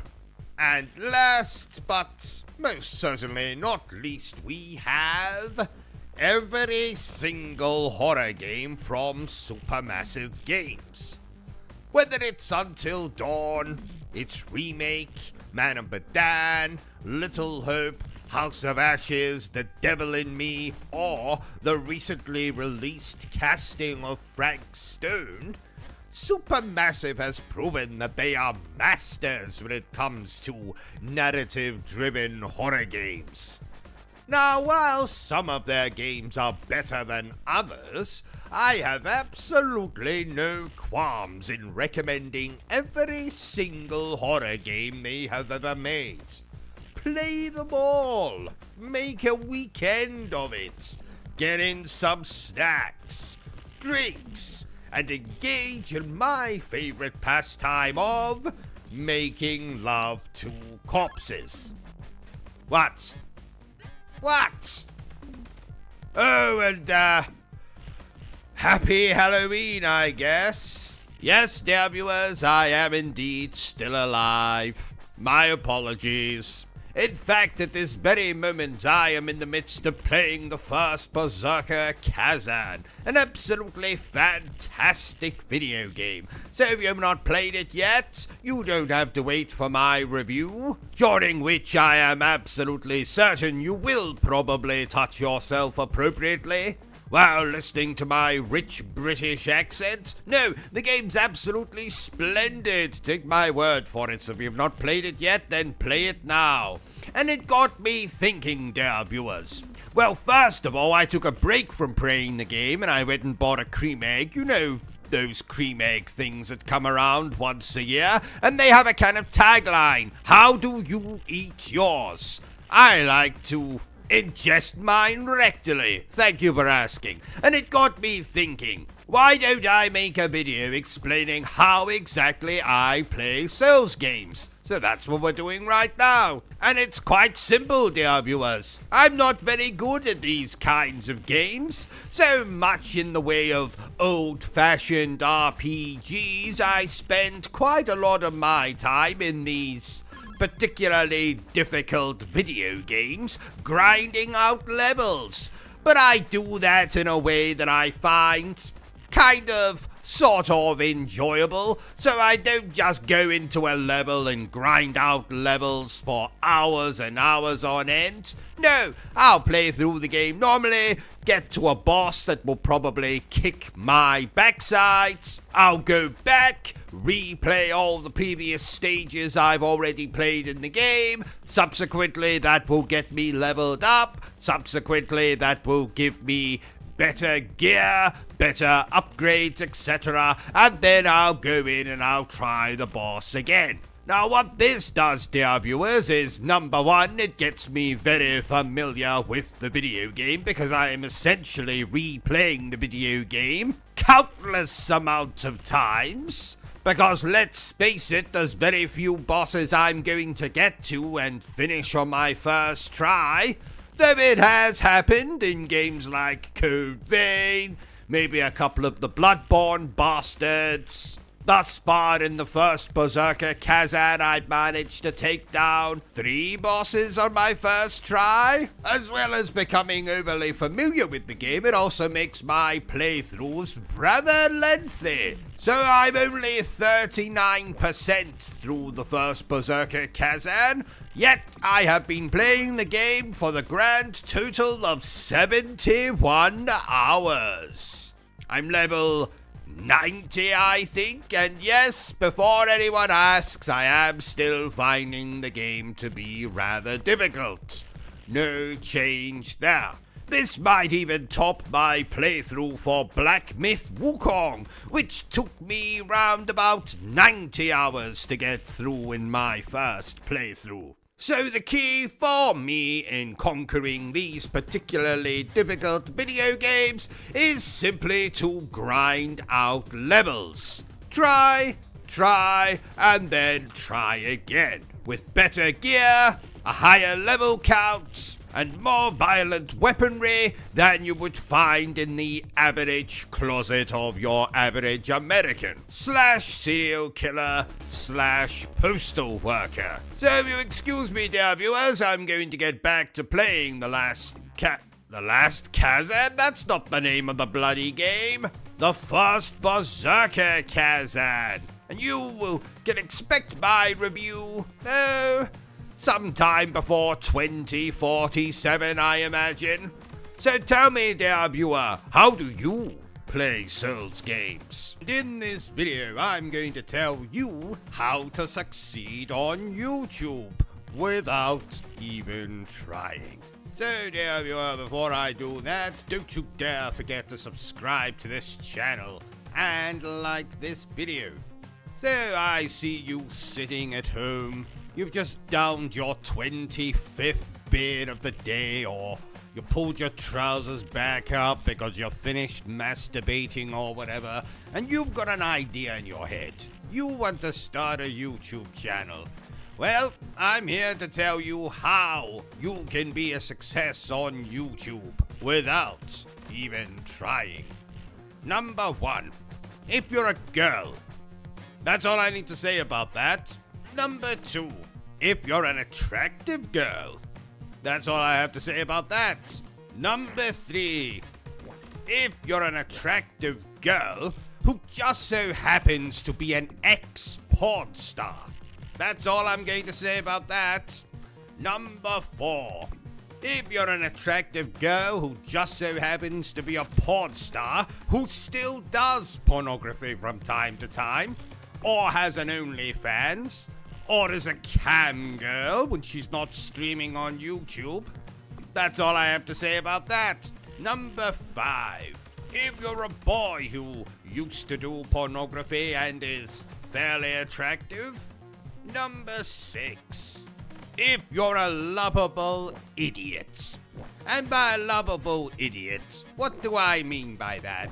Well, I mean someone who might stream horror games and might react very, very over the top. But you might say to yourself, oh, I mean, they're annoying as all hell, but boy are they cute. That kind of lovable idiot. Now, I promised myself I wasn't going to name any particular channels in this video, and I'm not going to. You can make up your own mind to who I'm talking about in each of these reasons on how you can be a success on YouTube. What number were we at? I've completely forgotten now. Oh, who cares? Let's abandon the numbers and just give the bloody reasons. You can also expect to succeed on YouTube if you stream garbage like Fortnite, Call of Duty Online, and if you happen to be particularly good at either of those garbage games. You can also expect to be a success if you, oh, I don't know, get caught masturbating in a live stream, constantly beg for money in your live streams, constantly tell people how much of a victim you are, constantly bitch about how unengaged people are in your streams when you've gone to all the trouble of purchasing a particular game to play for their behalf. And yes, all those reasons I just said there did relate to one particular person. You can also expect to be a success if you agree what every other bloody YouTuber says. For example, a big video game comes out. Universally, it seems to be not liked very much. So every single one of the big popular YouTubers jumps on the bloody bandwagon, and they all have to agree with each other. You're willing to do that? Then you might just so be a success on YouTube. Oh, and I should have said at the start of this video, I am a gaming YouTuber. So most of these things I'm talking about relate to gaming YouTubers, but a few of them are probably applicable to, I don't know, people who review movies, that kind of malarkey. You can also expect to be a success on YouTube if you get a sponsorship from some bullshit company that sells energy powder or makeup or a VPN or makes its own custom-made sex dolls or whatever. You can also expect to be a success on YouTube if you have your tongue planted firmly up Bethesda's arse, or From Software's arse, or CD Projekt Red's arse, or Capcom's arse. You can also expect to be a success on YouTube if you talk constantly about PC fucking specifications when you're reviewing a particular game, especially if you refer to crap like frame rate and anti-aliasing and ray tracing and all that other garbage. You could also expect to be a successful gaming YouTuber if you spend most of your video explaining the bloody mechanics as opposed to whether you actually enjoyed the game or not. You can also expect to be a successful YouTuber if you've been on the platform for longer than Tom fucking Holland has been alive. You can also expect to be a successful YouTuber if you list any of the following games as your quote-unquote favorite game of all time: Skyrim, Fallout 4, The Witcher 3, Silent Hill 2, Arkham City, Assassin's Creed 4 Black Flag. I could say others, but those are the main ones that are coming to mind at the moment. Now this reason probably goes back to the first couple that I said, the first couple of reasons that are probably going to get me the most amount of hate on this video. Well, we might as well continue this hate train. If you're a kind of dickhead who likes to shout into his webcam, you'll probably be successful on YouTube. If you're the kind of dickhead who not only shouts into his webcam, but has 2 other people that agree with your opinion, and you now all review movies together, you're probably going to be one of the most successful people on YouTube. Reason number 125. If you're a girl. Yes, I know it was the very first reason I gave back at the start of the video, but it's a fucking fact. So I've given you a lot of reasons for how you can be a successful YouTuber. Let me give you now a couple of other reasons on how you can not be a successful YouTuber. You can be my channel, which is fronted by probably one of, if not the funniest people on YouTube. It has content coming out of the wazoo. There's a live stream every single bloody day. The channel actually exists to entertain you as opposed to just bombard you with facts about video games. You'll get an actual opinion on this channel that's not affected by whether the publisher invited you to their studios and made you play the game for 3 days, while they keep you sweet by throwing sushi and call girls at you every 5 minutes. If you have an actual niche that most other YouTube channels do not have, if you have something unique to offer, that way you will not succeed on YouTube. So if you'll excuse me, ladies and gents, I'm going to get back to not succeeding on YouTube.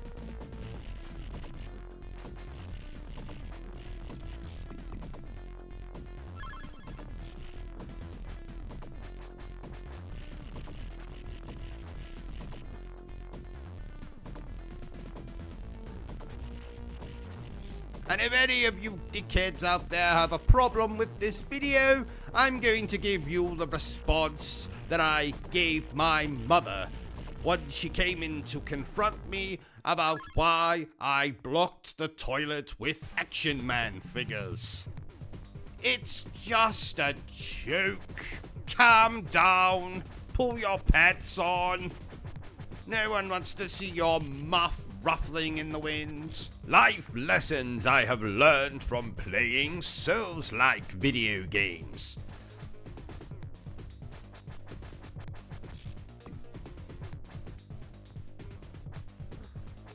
I'm sure I don't have to tell most, if not all of you watching this, what a Souls-like video game is. They tend to be very difficult video games with very difficult boss fights. They also tend to be devoid of difficulty options. Damn you, From Software. But they're also some of the most respected video games in our modern age. Games like the Dark Souls series, Bloodborne, Neo, Lies of P, Code Vein, and the recently released AI Limit, and the first Berserker Kazan. But what life lessons have I learned from playing these types of video games, WO? Well, I'm so glad you asked. Let's get started with number 5. Nothing is impossible. Just highly improbable, unlikely, just out of reach. Let's say, dear viewer, there's a boss you want to kill.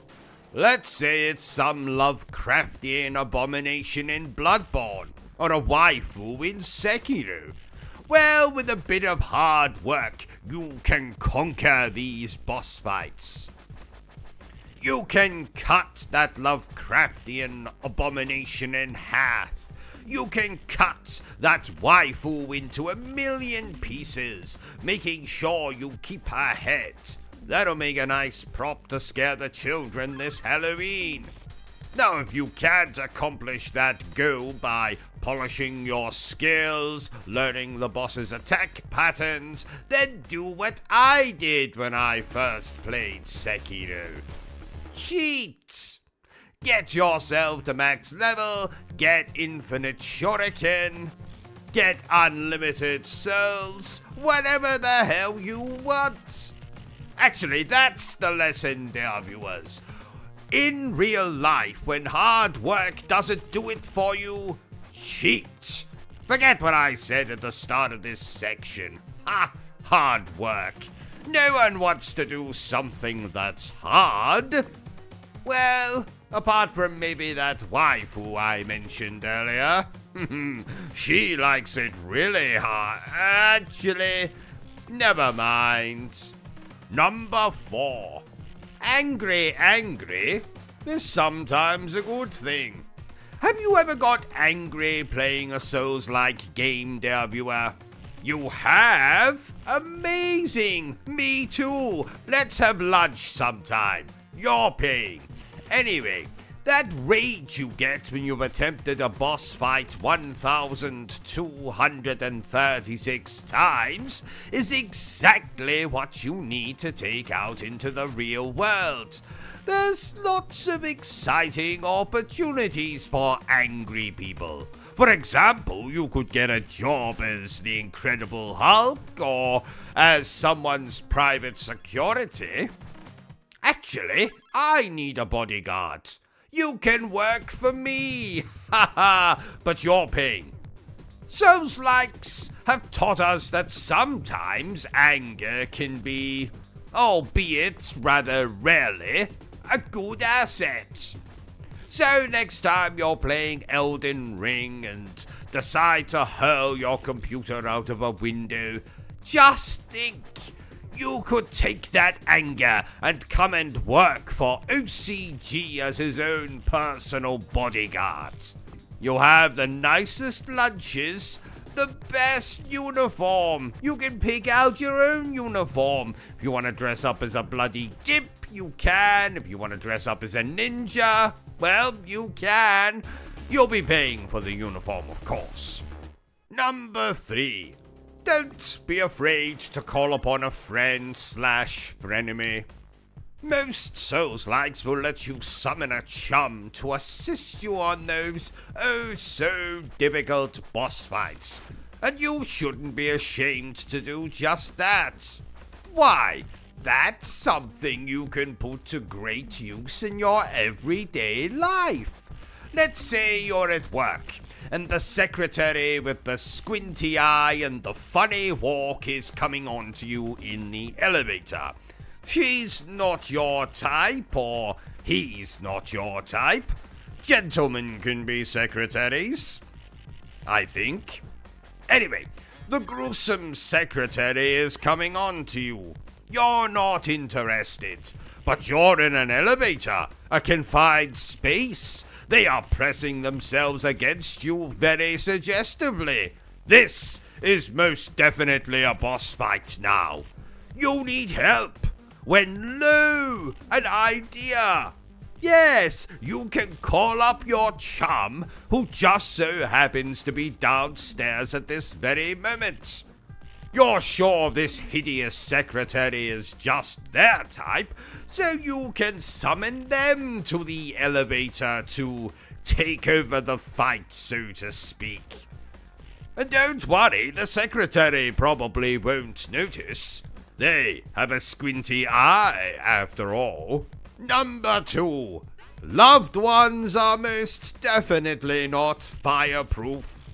In games like Dark Souls, bonfires are places of respite, where you can rest, upgrade your character, all of that bollocks. But pay heed, dear viewer. In real life, bonfires can be dangerous places, and certainly not somewhere you want to upgrade or hide from enemies, as I myself learned back in 2018, when I decided to stop at such a bonfire with my wife at the time. We were in the middle of a particularly realistic Dark Souls LARPing session and thought we'd warm ourselves by the fire. Now, my wife, the frankly stupid human being that she was, proceeded to build some handy Molotov cocktails that we could use to fend off the enemies in this oh-so-realistic Dark Souls LARPing session event thing. But as you know, dear viewers, or at least you should know, that bonfires and gasoline do not mix. So long story short, my wife most definitely did not leave that bonfire upgraded or even alive. Hell, she wasn't even recognizable by the time the firemen got there and put her out. All that was left of that unfortunate stupid bitch was a pile of ashes. So, remember what I've said, dear viewers. Rest at a bonfire in Dark Souls. Yes, in real life, maybe stay away from the bloody things. And finally, number 1. Not that these were in any particular order, of course. My number 1 life lesson that I learned from playing Souls-like video games is to try and try and try and try again. Let's say there's a girl, or boy, or zoo animal that you're in love with.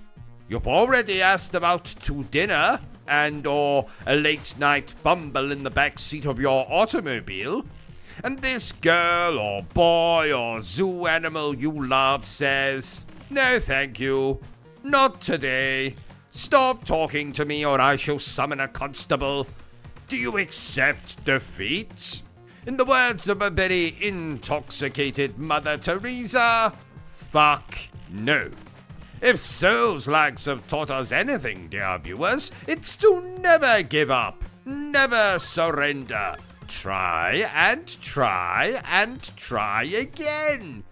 Keep asking out that boy or girl or zoo animal. And if they still say no, well then, hit them with a frying pan. I jest, of course. I would never recommend you do something so rude and brutal. Instead, just tell them to go fuck themselves, and then buy yourself a new video game or 7. That always cheers me up. Bertram, stop playing with that mouse. But this isn't just any mouse, this is Mickey Mouse. I don't give a rat's ass if it's Minnie Mouse. Will you please kindly stop playing with him? But why?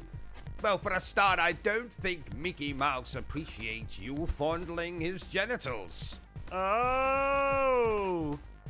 Would you? Don't even finish the end of that sentence, Bertram. I'm too sexy for my shirt. Too sexy for my shirt. So sexy, yeah.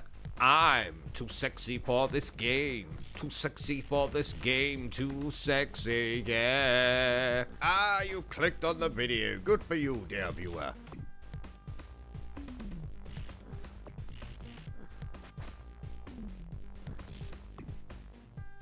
This is why I cannot stand 99.9% of the games made by BioWare. But before we get to the nuts and bollocks of the video, I would be remiss if I didn't tell you a little bit about BioWare. So who the hell are they? Well, they are a Canadian video game developer based in Edmonton, Alberta. Don't worry, I haven't heard of that place either. They were founded in 1995 by newly graduated medical doctors, and the company has since gone on to become owned by Electronic Arts, also known as EA, also known as EA Sports. It's in the name. Or whatever the hell it is. They made such fantastic video games as, and yes, I'm being sarcastic when I say this next bit, Baldur's Gate, Neverwinter Nights, Star Wars Knights of the Old Republic, Jade Empire, the Mass Effect series, and the bloody Dragon Age series. And yes, for all of you beloved Sonic the Hedgehog fans out there, you'll be very happy to hear that these are the bastards who are responsible for Sonic Chronicles: The Dark Brotherhood on the Nintendo DS. A game that is about as enjoyable to play as it is to stick your exposed arse into the gaping mouth of a Tyrannosaurus Rex.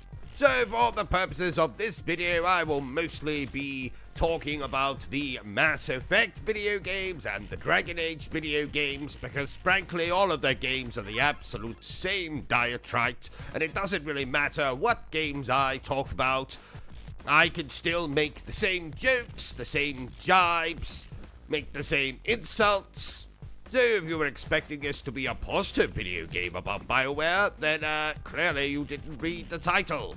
So let's start by explaining that the Mass Effect series, while incredibly popular and having 4 video games, is some of the most boring, uneventful, infuriating experiences I have had with video games in my time on this planet. Commander Shepard is essentially an outer space version of a call girl or a gigolo, depending on what sex you choose to play as.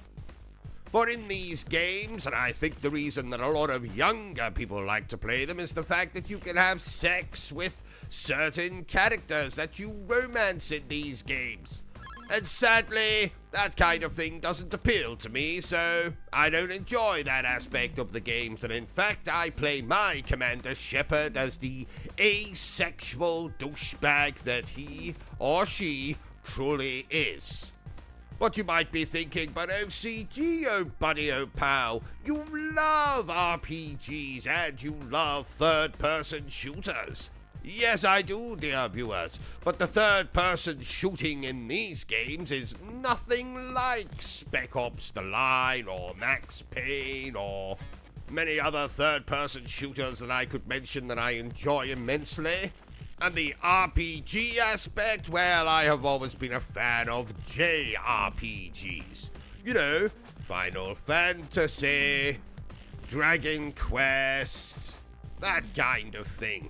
Mass Effect cannot even compare to the worst of the Final Fantasy series. And don't you bastards dare say Final Fantasy 15 or Final Fantasy 16 in that sentence. I'm talking about things like the retro looking like ass Final Fantasies of yesteryear, like Final Fantasy 1, Final Fantasy 2, Final Fantasy 3, Final Fantasy 4, Final Fantasy 5, Final Fantasy 6. Yes, I'm trying to offend as many people as I can in this video. I don't like Final Fantasy 6, so do with that information what you must. But we are not here to talk about Final Fantasy 6, we are here to talk about Mass Effect. So the third-person shooting, dull, doesn't belong in a game like this. RPG aspects, dull. You can't play as different classes. You don't gain particularly exciting powers. You cannot summon monsters. Mass Effect cannot even compare to some of the epic storylines of my beloved Final Fantasy games like Final Fantasy 15 or Final Fantasy 16 or Final Fantasy 7 Remake. It doesn't have the likable characters of those particular games. I suppose I kind of enjoy Seth Green in these Mass Effect video games. And if you don't know who Seth Green is, well, then I suggest you go and check out a little movie called Idle Hands or a little television show called Buffy the Vampire Slayer. Don't even get me started on the visuals in these games. Mass Effect 1 looks like arse now. Mass Effect 2 looks like arse now. Mass Effect 3 looks like arse now. Plus, Mass Effect 3 has the distinction of having that absolutely bloody appalling ending. Mass Effect Andromeda, which is probably the best of all the Mass Effect games. Yes, you're damn right I just said that. For all the hate that Mass Effect Andromeda got, I actually think it's the best one of the entire Mass Effect series, so... And why, you might ask? Because we didn't have to play as that absolute douchebag known as Commander Shepard. Who, while he's supposed to be, or she is supposed to be off saving the galaxy, is instead more interested in dancing at nightclubs or seducing members of your team or doing absolutely appalling side quests for said members of the team. And don't even get me started on how badly the animations are done in these games. You literally walk up to someone, engage in a conversation, and then just stand and stare at them for the next 15 or so minutes, while dialogue choices appear on the screen, making you think that any of these choices are actually going to fucking matter in your playthrough. While the Dragon Age games are kind of the same, though they do follow the more RPG format of different classes and mythical creatures and monsters and stuff. It still follows the same bullshit point of, while you can be off saving the land from some fucking dragon or something, you can actually walk up to said dragon, engage in conversation with it, do a couple of quests, and then before you know it, lo and behold, you're having sex with the fucking thing. Seems to me that these games are more sex simulators than they are action games. This is not the kind of action I have signed up for, BioWare.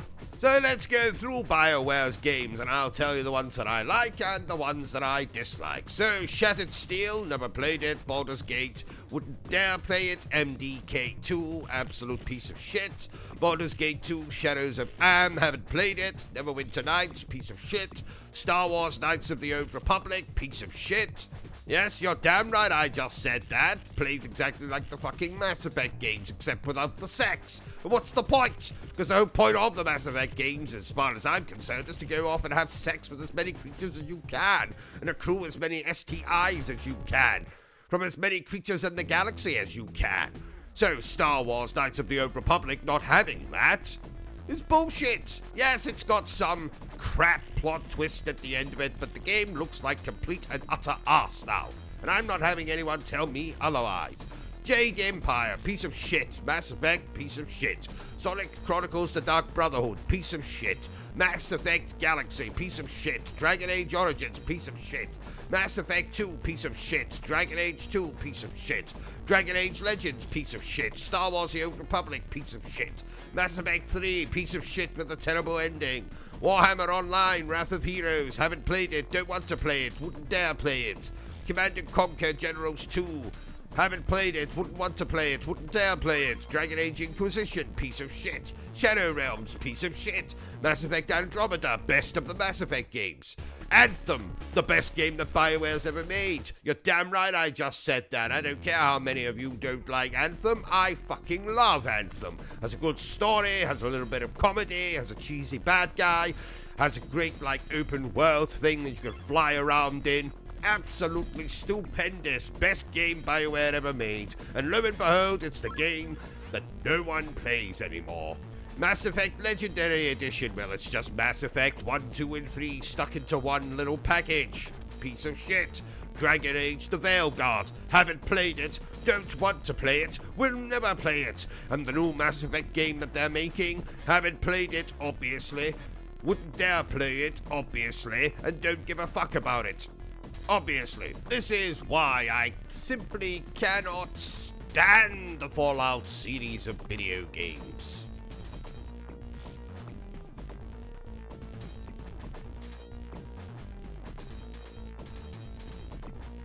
So I will be remiss, dear viewers, if before I tear the Fallout games a new butthole, if I didn't tell you a little bit about these games. So let's do that in the only way I know how. Badly. Fallout first appeared all the way back in 1997, a year I remember fondly as the year the movie Titanic came out. Did you know, dear viewers, that I saw the movie Titanic 27 times in the cinema and managed to inconspicuously masturbate, cry my eyes out, during 17 of those particular cinema screenings? In fact, that's the very reason I have a criminal record today. But we're not here to talk about that. We are here to talk about the bollocks that is the Fallout series of video games. So the first one released in 1997, the second one released in 1998, Fallout 3 released in 2008, New Vegas, which appears to be everyone's favorite game in the series, released in 2010, and Fallout 4 released in 2015. Now please note, most of my criticisms to this series of video games will be thrown at Fallout 4, because it is the game that I, very unfortunately, very sadly, sank 70 hours of my precious time into. Time that would have been better served interfering with myself anally using a copy of the Sun newspaper. And for those of you abroad who don't know what the Sun newspaper is, it is, well, a newspaper that used to have naked women on page 3. Sadly, it doesn't have that anymore because there was an epidemic of old gentlemen masturbating in their local newsagents. At least that's the story I tell everyone. Now, the reason we probably don't get naked pictures on page 3 anymore is because it's misogynistic or degrading to women or makes your wife jealous or some such nonsense. Again, we're not here to talk about that. We are here to talk about Fallout. And let's get started. Why do I not like this series of video games? First of all, it started off as one of those top-down isometric video games, which I simply cannot stand, so we don't need to say any more about that. It continued with that kind of formula into Fallout 2, which again I could not bloody stand. All the way into Fallout 3, which released for my beloved PlayStation 3, and this game is very much like Fallout 4. Looks like complete and utter arse, plays like complete and utter arse, has a story about as exciting as trying to read the fucking Braille version of Pride and Prejudice. And you might be thinking, oh, OCG though, Fallout 4 came out in 2015. That game must have surely looked stupendous on the PlayStation 4. To which I say, go back and look at the early gameplay of this bloody game, and you tell me if it looks good or not. Spoilers, it doesn't. Looks like arse. It has more bugs than fucking Cleopatra Snatch would these days. You know, because she's dead, so... and probably mummified, I have no bloody idea. So these games all deal with the same old bullshit, there's some nuclear holocaust or some such nonsense. You wake up and then have to team up with certain factions, including men wearing armor and a detective who somehow fucking lost his nose and other some such ruffian groups. I don't pay attention. So these games have you traipsing over some quote-unquote open world, talking to characters, which plays out very much the way that the Mass Effect cutscenes do, where your character just stands fucking still, looking like a mannequin talking to some other geezer who was also standing still looking like a mannequin, and you can make little dialogue choices which may or may not make a difference to the game. In my case, it makes absolutely no difference whatsoever, because it doesn't make the story any more exciting, it doesn't make the visuals any more better, and it doesn't make my time with the game feel like anything but a complete and utter waste of my bloody time. Yes, you can customize a character, yes, you can play as a man or a woman, but you can do that in a million other video games. That's not something that Fallout invented. I'll tell you what else Fallout didn't invent. The toaster. Because that was invented by some Mr. Toaster back in the 18th century. I have no bloody idea. What I'm trying to say is the Fallout games do absolutely nothing different. Nothing revolutionary. Nothing groundbreaking. They just simply are. Fallout 3 came out, people loved it. Fallout New Vegas came out, people seem to love that even more, but I'm not playing Fallout 4 came out at a time when we had such amazing looking video games like the Batman Arkham series and Metal Gear Rising Revengeance and Max Payne 3 and Bayonetta. And then along comes this archaic looking piece of shit, Fallout 4, which looks in worse condition than my grandmother's snatch after she attended that orgy all the way back in 1899. And don't even get me started on that other piece of shit that Bethesda made, the Elder Scrolls V Skyrim or whatever the hell it's called. We will get to that piece of shit in another video. I'm probably losing more and more of you as this video goes on. So, let's wrap up. Do I enjoy the visuals of these games? No. Do I enjoy the stories of these games? No. Do I enjoy the dialogue choices in these games? No. Do I enjoy the shooting in these games? No.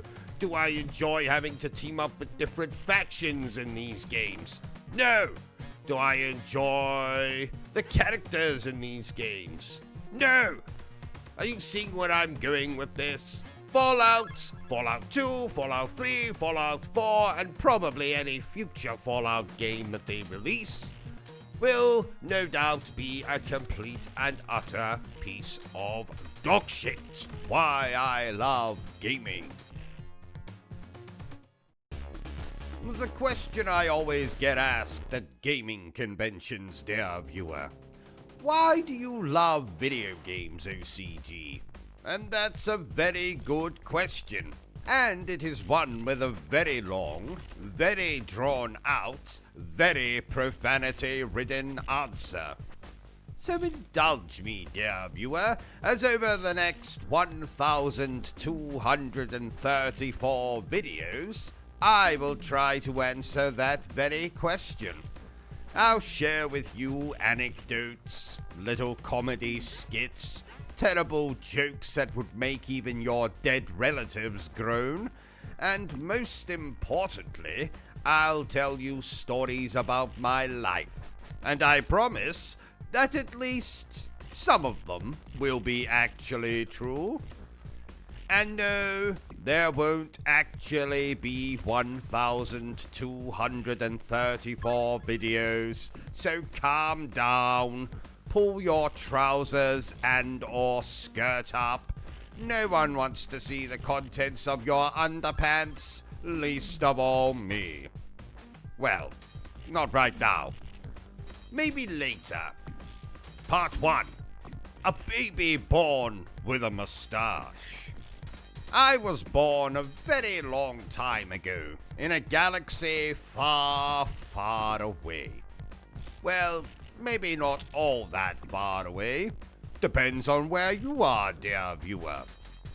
There was nothing that remarkable about my birth, apart from the fact that I had the smallest, largest set of genitals the midwife had ever seen, and sported a wonderful mustache.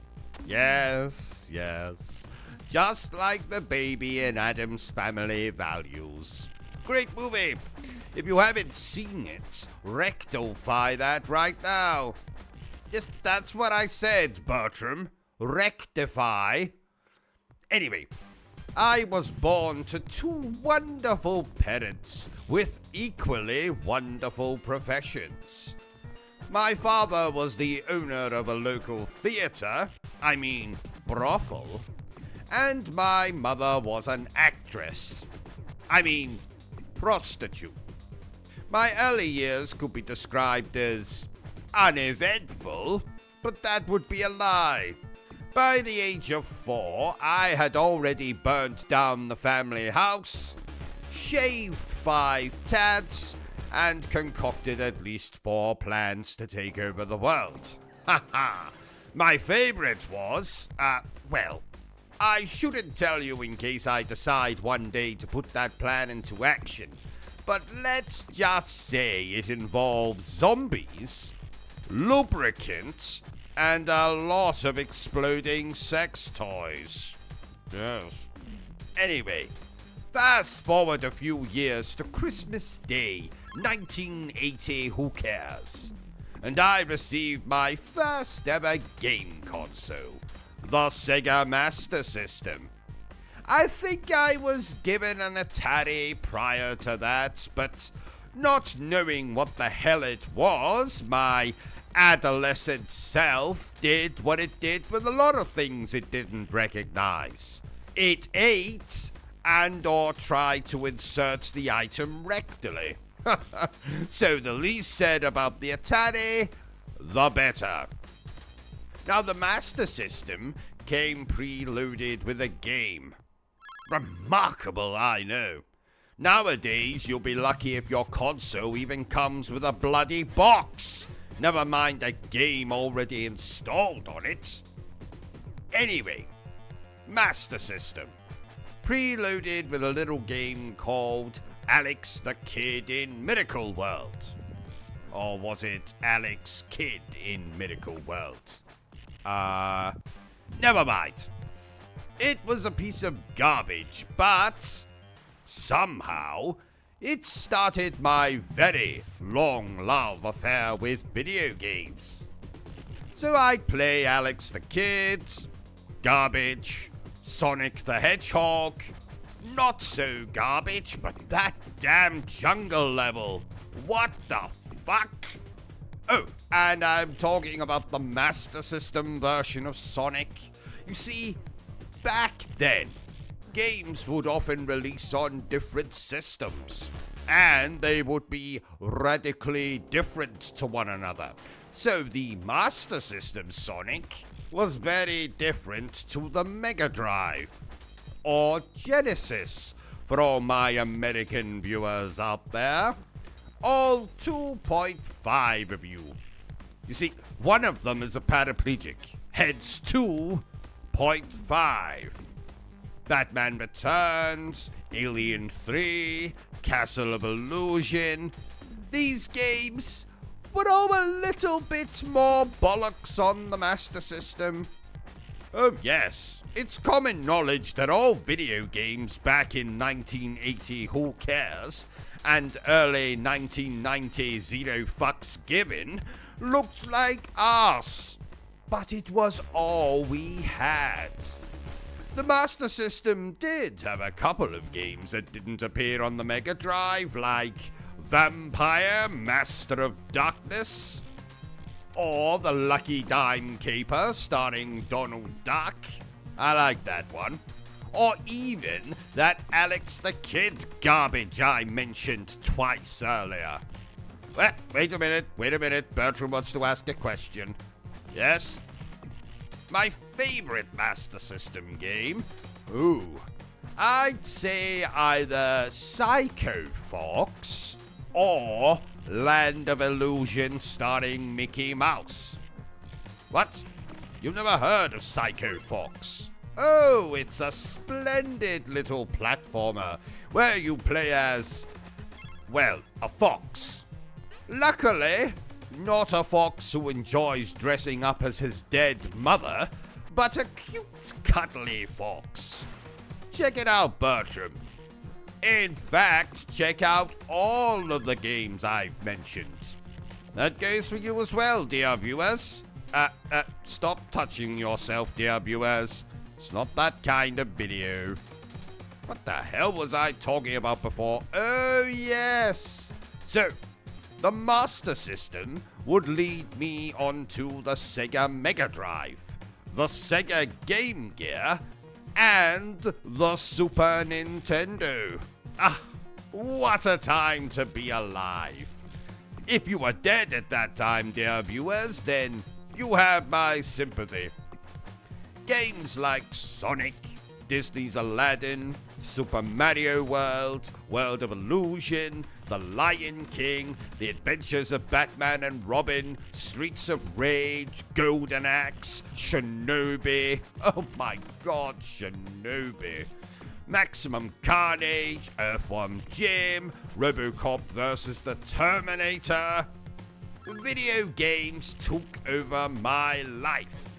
I didn't want to go outside and play with the peasants. I wanted to stay cooped up in my room, like the antisocial little bastard I was. I mean, I did let Edwin play occasionally. Oh, so sorry. Should have said, Edwin is my older brother. He's a prick with a penchant for having sex with other people's cattle, but apart from that, he's splendid. I did have other hobbies like drawing or painting or writing, but video games. Video games were what got me up early in the morning or make me go to bed at all hours of the night. In fact, sometimes I'd stay up for 36 hours doing nothing but playing video games. Though, that's happened more when I got into my teenage years. Curse my prepubescent body and its need to rest. Now, I had the usual childhood struggles like what was better, Cocoa Pops or Frosties? Or sometimes I'd lock myself in my room and wonder, where the hell did Father get that chainsaw? And why was he trying to flush Mother's head down the toilet? But you see, dear viewers, video games distracted me from thinking about all of that.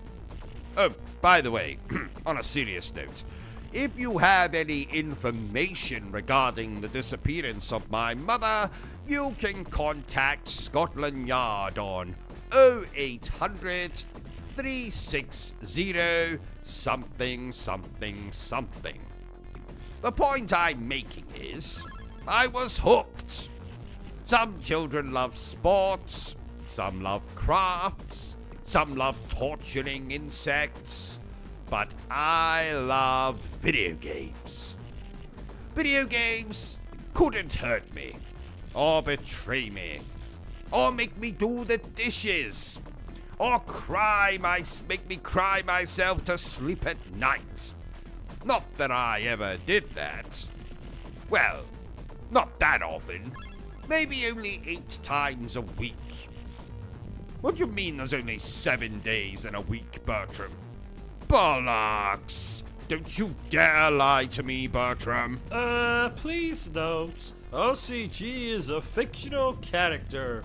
Any resemblance to persons alive, dead, or undead is purely coincidental. So, my psychiatrist has told me I need to engage more with you commoners. So, please tell me down below. What do you think of this game? Like it? Love it? Want to crawl into bed and make passionate love to it? Dear viewers, thank you for tolerating, loving this live stream.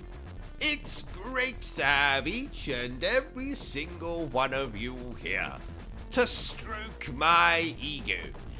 Now, go ahead and subscribe. Hit that like button and then share this video. Go on, do it. Do it. No, don't go and get a coffee. Get back here. Yes, you. I can see you going to get a coffee in the middle of this live stream. Did I say you could go and get a coffee? No, I did not. Get back here. Right. Now hit the subscribe thing. Yes, there you go. Now like the video. Well done. Gold star for you. Right, let's get back to the live stream, shall we? Okay, Bertram. Number 4 on the list of all things that Japanese video games must contain. Number 4 is female characters with heaving bosoms. And you might be asking yourself, but why? Why must a Japanese video game feature such characters? And it's quite simple. For longevity of the game. You see, the average game may only take you a couple of hours to finish. But if you throw a couple of female characters into your game, particularly the ones with heaving bosoms. Then, lonely gamers, such as myself, whenever these characters appear on the screen, will pause the video game to indulge in a little self-love, if you catch my meaning. And that's a good thing for the longevity of the... Oh, shit. Are you playing this game online, OCG? I have absolutely no desire to play online, Bertram. Frankly, I'd rather put my penis in a very sharp cheese grater. Why, OCG? Only homicidal maniacs, or children, or homicidal maniac children play games online, Bertram. Oh, what a dangerous world we live in. Quite. Just the other day, a child called me a "see you next Tuesday." Oh, what an odd insult. Was he on drugs? Probably, but you don't understand. He called me a C-U-N. Oh, I get it. Well, you are. What did you say? Nothing. Does this game have zombies in it? No, Bertram. It has 1,000 bloody ballet dancers doing the splits while singing "The Winner Takes It All." You can see, can't you? So you should be able to tell if this game has zombies in it or not. I was bitten on the pee-pee by a zombie once. I know I'm going to regret asking this question, but, how did a zombie bite you on the pee-pee, Bertram? I think it was a zombie prostitute. Well, that makes perfect sense. We've all been there. Oh, did a zombie prostitute bite your pee-pee? No. She stole my wallet and then flushed my trousers down the toilet. Oh, I see. Speaking of prostitutes, I visited a dominatrix once. Wasn't a lot of foreplay or intercourse. And can you believe she didn't even have any biscuits? Oh, bitch. I was a guest in her brothel, and I wasn't even offered so much as a glass of milk or a digestive. Well, that will be the last time I'll be visiting her. Because she was so inhospitable? No, because a grand piano crashed through her ceiling last week, killing her. Oh! I'm afraid the time has come, Bertram. It's time to tell the good people of Britain why I wear these sunglasses. And sadly, the truth is I wear these sunglasses because I am blind. Really? No, not really. The actual reason I wear these sunglasses is because I have lasers inside my eyes. And should I remove these sunglasses, you would be destroyed with said lasers. Really? No, not really. Splatterhouse, indeed. I tell you, Bertram, if you want to see what an actual splatterhouse looks like, you only have to come round to my parents' house at Christmas. I've never seen such a bloodbath. Year after year, inevitably some relative of mine gets drunk, and another relative will take them out with a turkey baster. I don't think I've actually told you this, Bertram, but my great-great-great-great-great Aunt Delilah circumcised my great-great-great-great-great Uncle Humphrey with only a wooden spoon. Yes, remarkable. Who knew you could circumcise someone with a, I hope the actors in this game were paid a lot of money. No, I don't think so. Some of the actors in this game are women, Bertram. Women don't get paid, do they? Well, not unless they are women of ill repute, shall we say. Please note, OCG nor anyone at Obsessive Compulsive Gaming actually believes that statement to be true. Well, mostly. Don't get me wrong, Bertram. I love women. I've married 4 of the bloody things. I mean, people. People. But frankly, I don't trust them. Why? Well, you remember that time I holidayed on Coney Island? Oh, yeah! Isn't that when you were bit by a bearded lady? Yes, quite. Thank the Lord I hate children, because I won't be having any anytime soon. Oh, yeah! She bit you on the, thingy. Don't remind me. Every time I urinate, the toilet looks like that bloody elevator from The Shining. Oh, yuck! Quite. So, dear viewer, if you feel sorry for me and my, problems downstairs, feel free to send me a cash donation or just subscribe to the channel. Do it. Do it right now, or I'll send a panther to your house. And not a nice panther, but a feral, pissed off panther. Did you know, Bertram, that my wife volunteered to be a human pincushion once? Volunteered? Well, volunteered, forced to do it, whatever.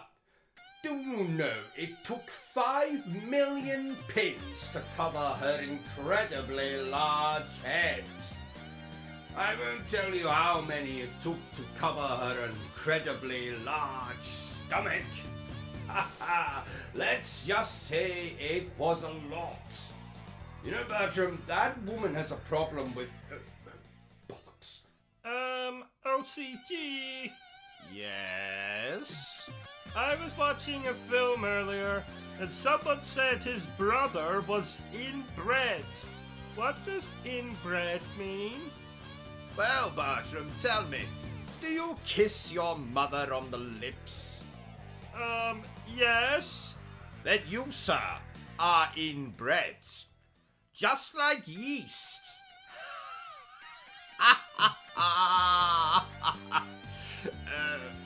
Sorry. That was a baking joke. I don't get it. Well, because bread contains yeast, therefore yeast is in bread. You know, in bread. Never mind. You know, this is just what I need on a day like today. Gaming never fails to make me smile. Would you like to tell me about it? Yes, Bertram. When I play video games, my mouth moves in this very uncomfortable shape. No, I meant, would you like to tell me about your day? Ah, I see. I do that. Well, firstly, my doctor cancelled my annual colon examination. You know how much I look forward to that. Indeed. And then secondly, I managed to crash the car into some idiot's house. What idiot's house? Ours. Oh. In my defense, I forgot to put on my glasses. Oh, that's the second time you've crashed in a month. Well, that last crash doesn't count. You were driving the wrong way on a one-way street. Well, I saw no sign. Yes, because you forgot to put your glasses on that day as well. Oh, details, details. You're going to kill someone one day. You're going to kill someone else one day. Well, let's just continue with the gaming before I suffer an aneurysm. Oh, wouldn't that be a shame? What was that? Nothing. By Jove! By Jove? I just found a Bakewell tart in my underpants. Oh, can I have some? No. Oh, OCG, did you know that I went to a water park once? I say water park, but what I really mean is, I took a bath once. Oh. Fascinating. Are you being sarcastic? Good Lord, no! You are being sarcastic. No, I'm not. Now you're being argumentative. No, I'm not. Yes, you are. No, I'm not. Yes, you are. No, I'm not. Yes, you are. Let's just move on before people start throwing fruit at us and booing. I got smacked in the face with a banana once. Oh God, I hope that's not a euphemism. What's a euphemism? It's a country. Oh, really? No, not really. What's the title of this game we're playing? I forget. Let's just call it Nonsense and Poppycock, Bertram. Nonsense and Poppycock. And you enjoy the word poppycock? Poppycock. Poppycock. Poppycock. Poppycock. Are the cocks male chickens? Yes, they are. Oh, I like cocks. Of course you do, Bertram. Of course you do. Does this game have aliens in it? No, Bertram. It has 1,000 rent boys doing handstands. Oh, really? No, not really. Pay bloody attention, and you'll know if this game has aliens in it or not.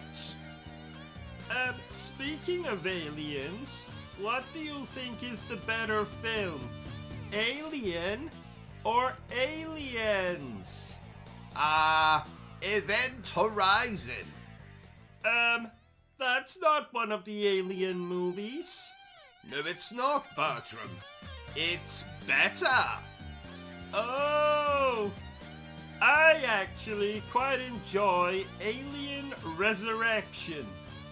And that's why no one likes you, Bertram. That's not true. Your mother adores me. So she does.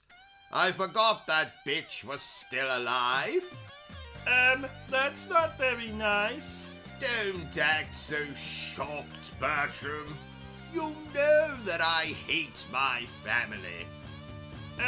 I thought you liked your Uncle Roderick. What? The man who ate his own children and set fire to 6 churches in England? He's okay, I suppose. Did I ever tell you that he has an insect fetish? Fetish? Is that the name for people who like killing insects? No. It's the name for people who like having sex with insects. Is that a thing? Oh yes, it's very common. When I was 14, I walked in on my father having sex with a grasshopper. I've not been the same since. Oh my! Remind me when we finish this, Bertram, to berate my wife about the quality of her pancakes. What's wrong with her pancakes? The question is, what's right about her pancakes? Like her breasts, they are much too flat for my liking. I saw a frog once with massive breasts. No, you didn't. Yes, I did. No, you didn't. Yes, I did.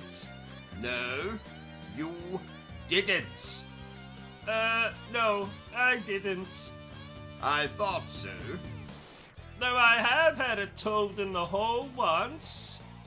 Bertram, I've told you before, I have no desire to hear about what you do and do not put up your backside. But... No, Bertram, I will hear no more about it. But... I like inserting foreign objects into my backside as much as the next chap, but you don't see me running around telling everyone about it, do you? But... No, Bertram, we're moving on. Oh, that reminds me. We need to play Battletoads again. Maybe we'll stream the whole bloody thing. Did you know, Bertram, that the original Battletoads is the reason I don't have grandparents anymore? Oh? Were they so addicted to the game that they ignored you, and thus you decided to never speak to them again? No.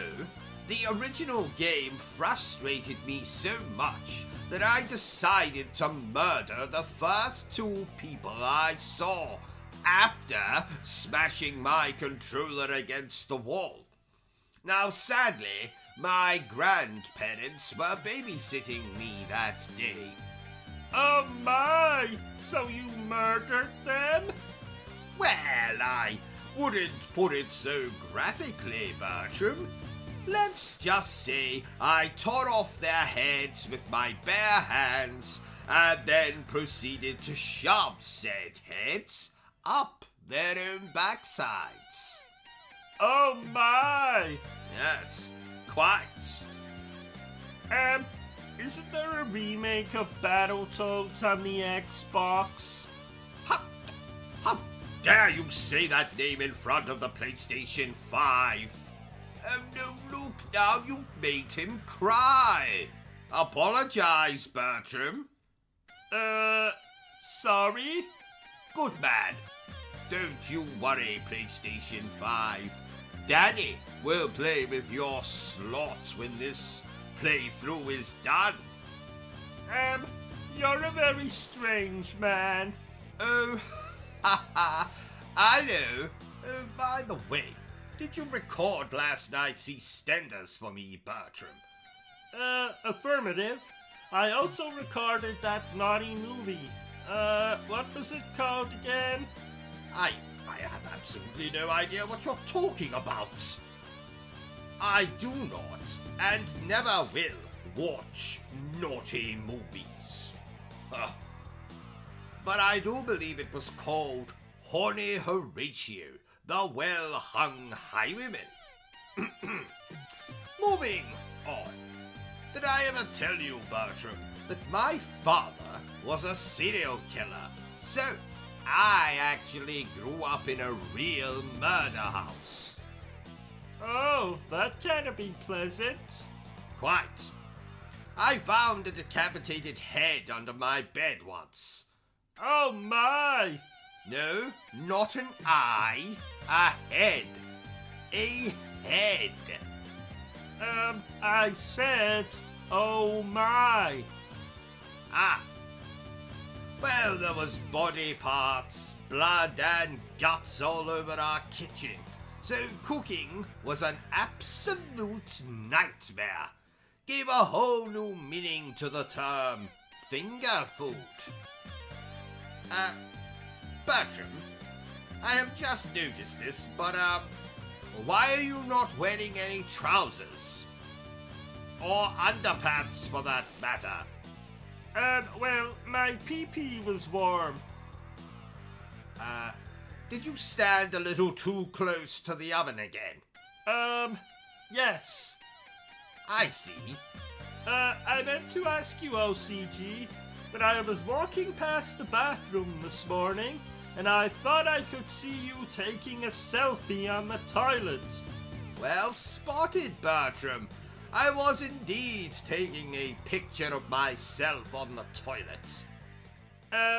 That's weird. Not at all, Bertram. I document all of my trips to the toilet. That's very weird. Well, I thought everyone did that. My father did that. For 95 years, he documented every single trip he made to the toilet. I have a whole shelf of photo albums containing nothing but pictures of Father's excursions to the bathroom.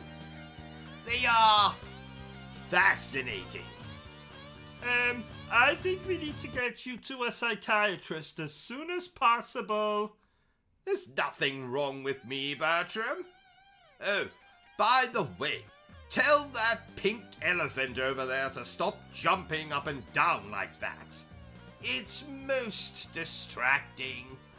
Oh no, he's lost it. Quite. Moving on, do you know, Bertram, that I consider myself to be something of a medium? What is a medium? Well, it means that you can speak to the dead.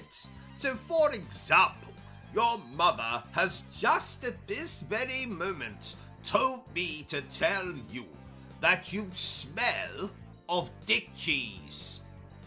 But my mother isn't dead. Oh, damn it.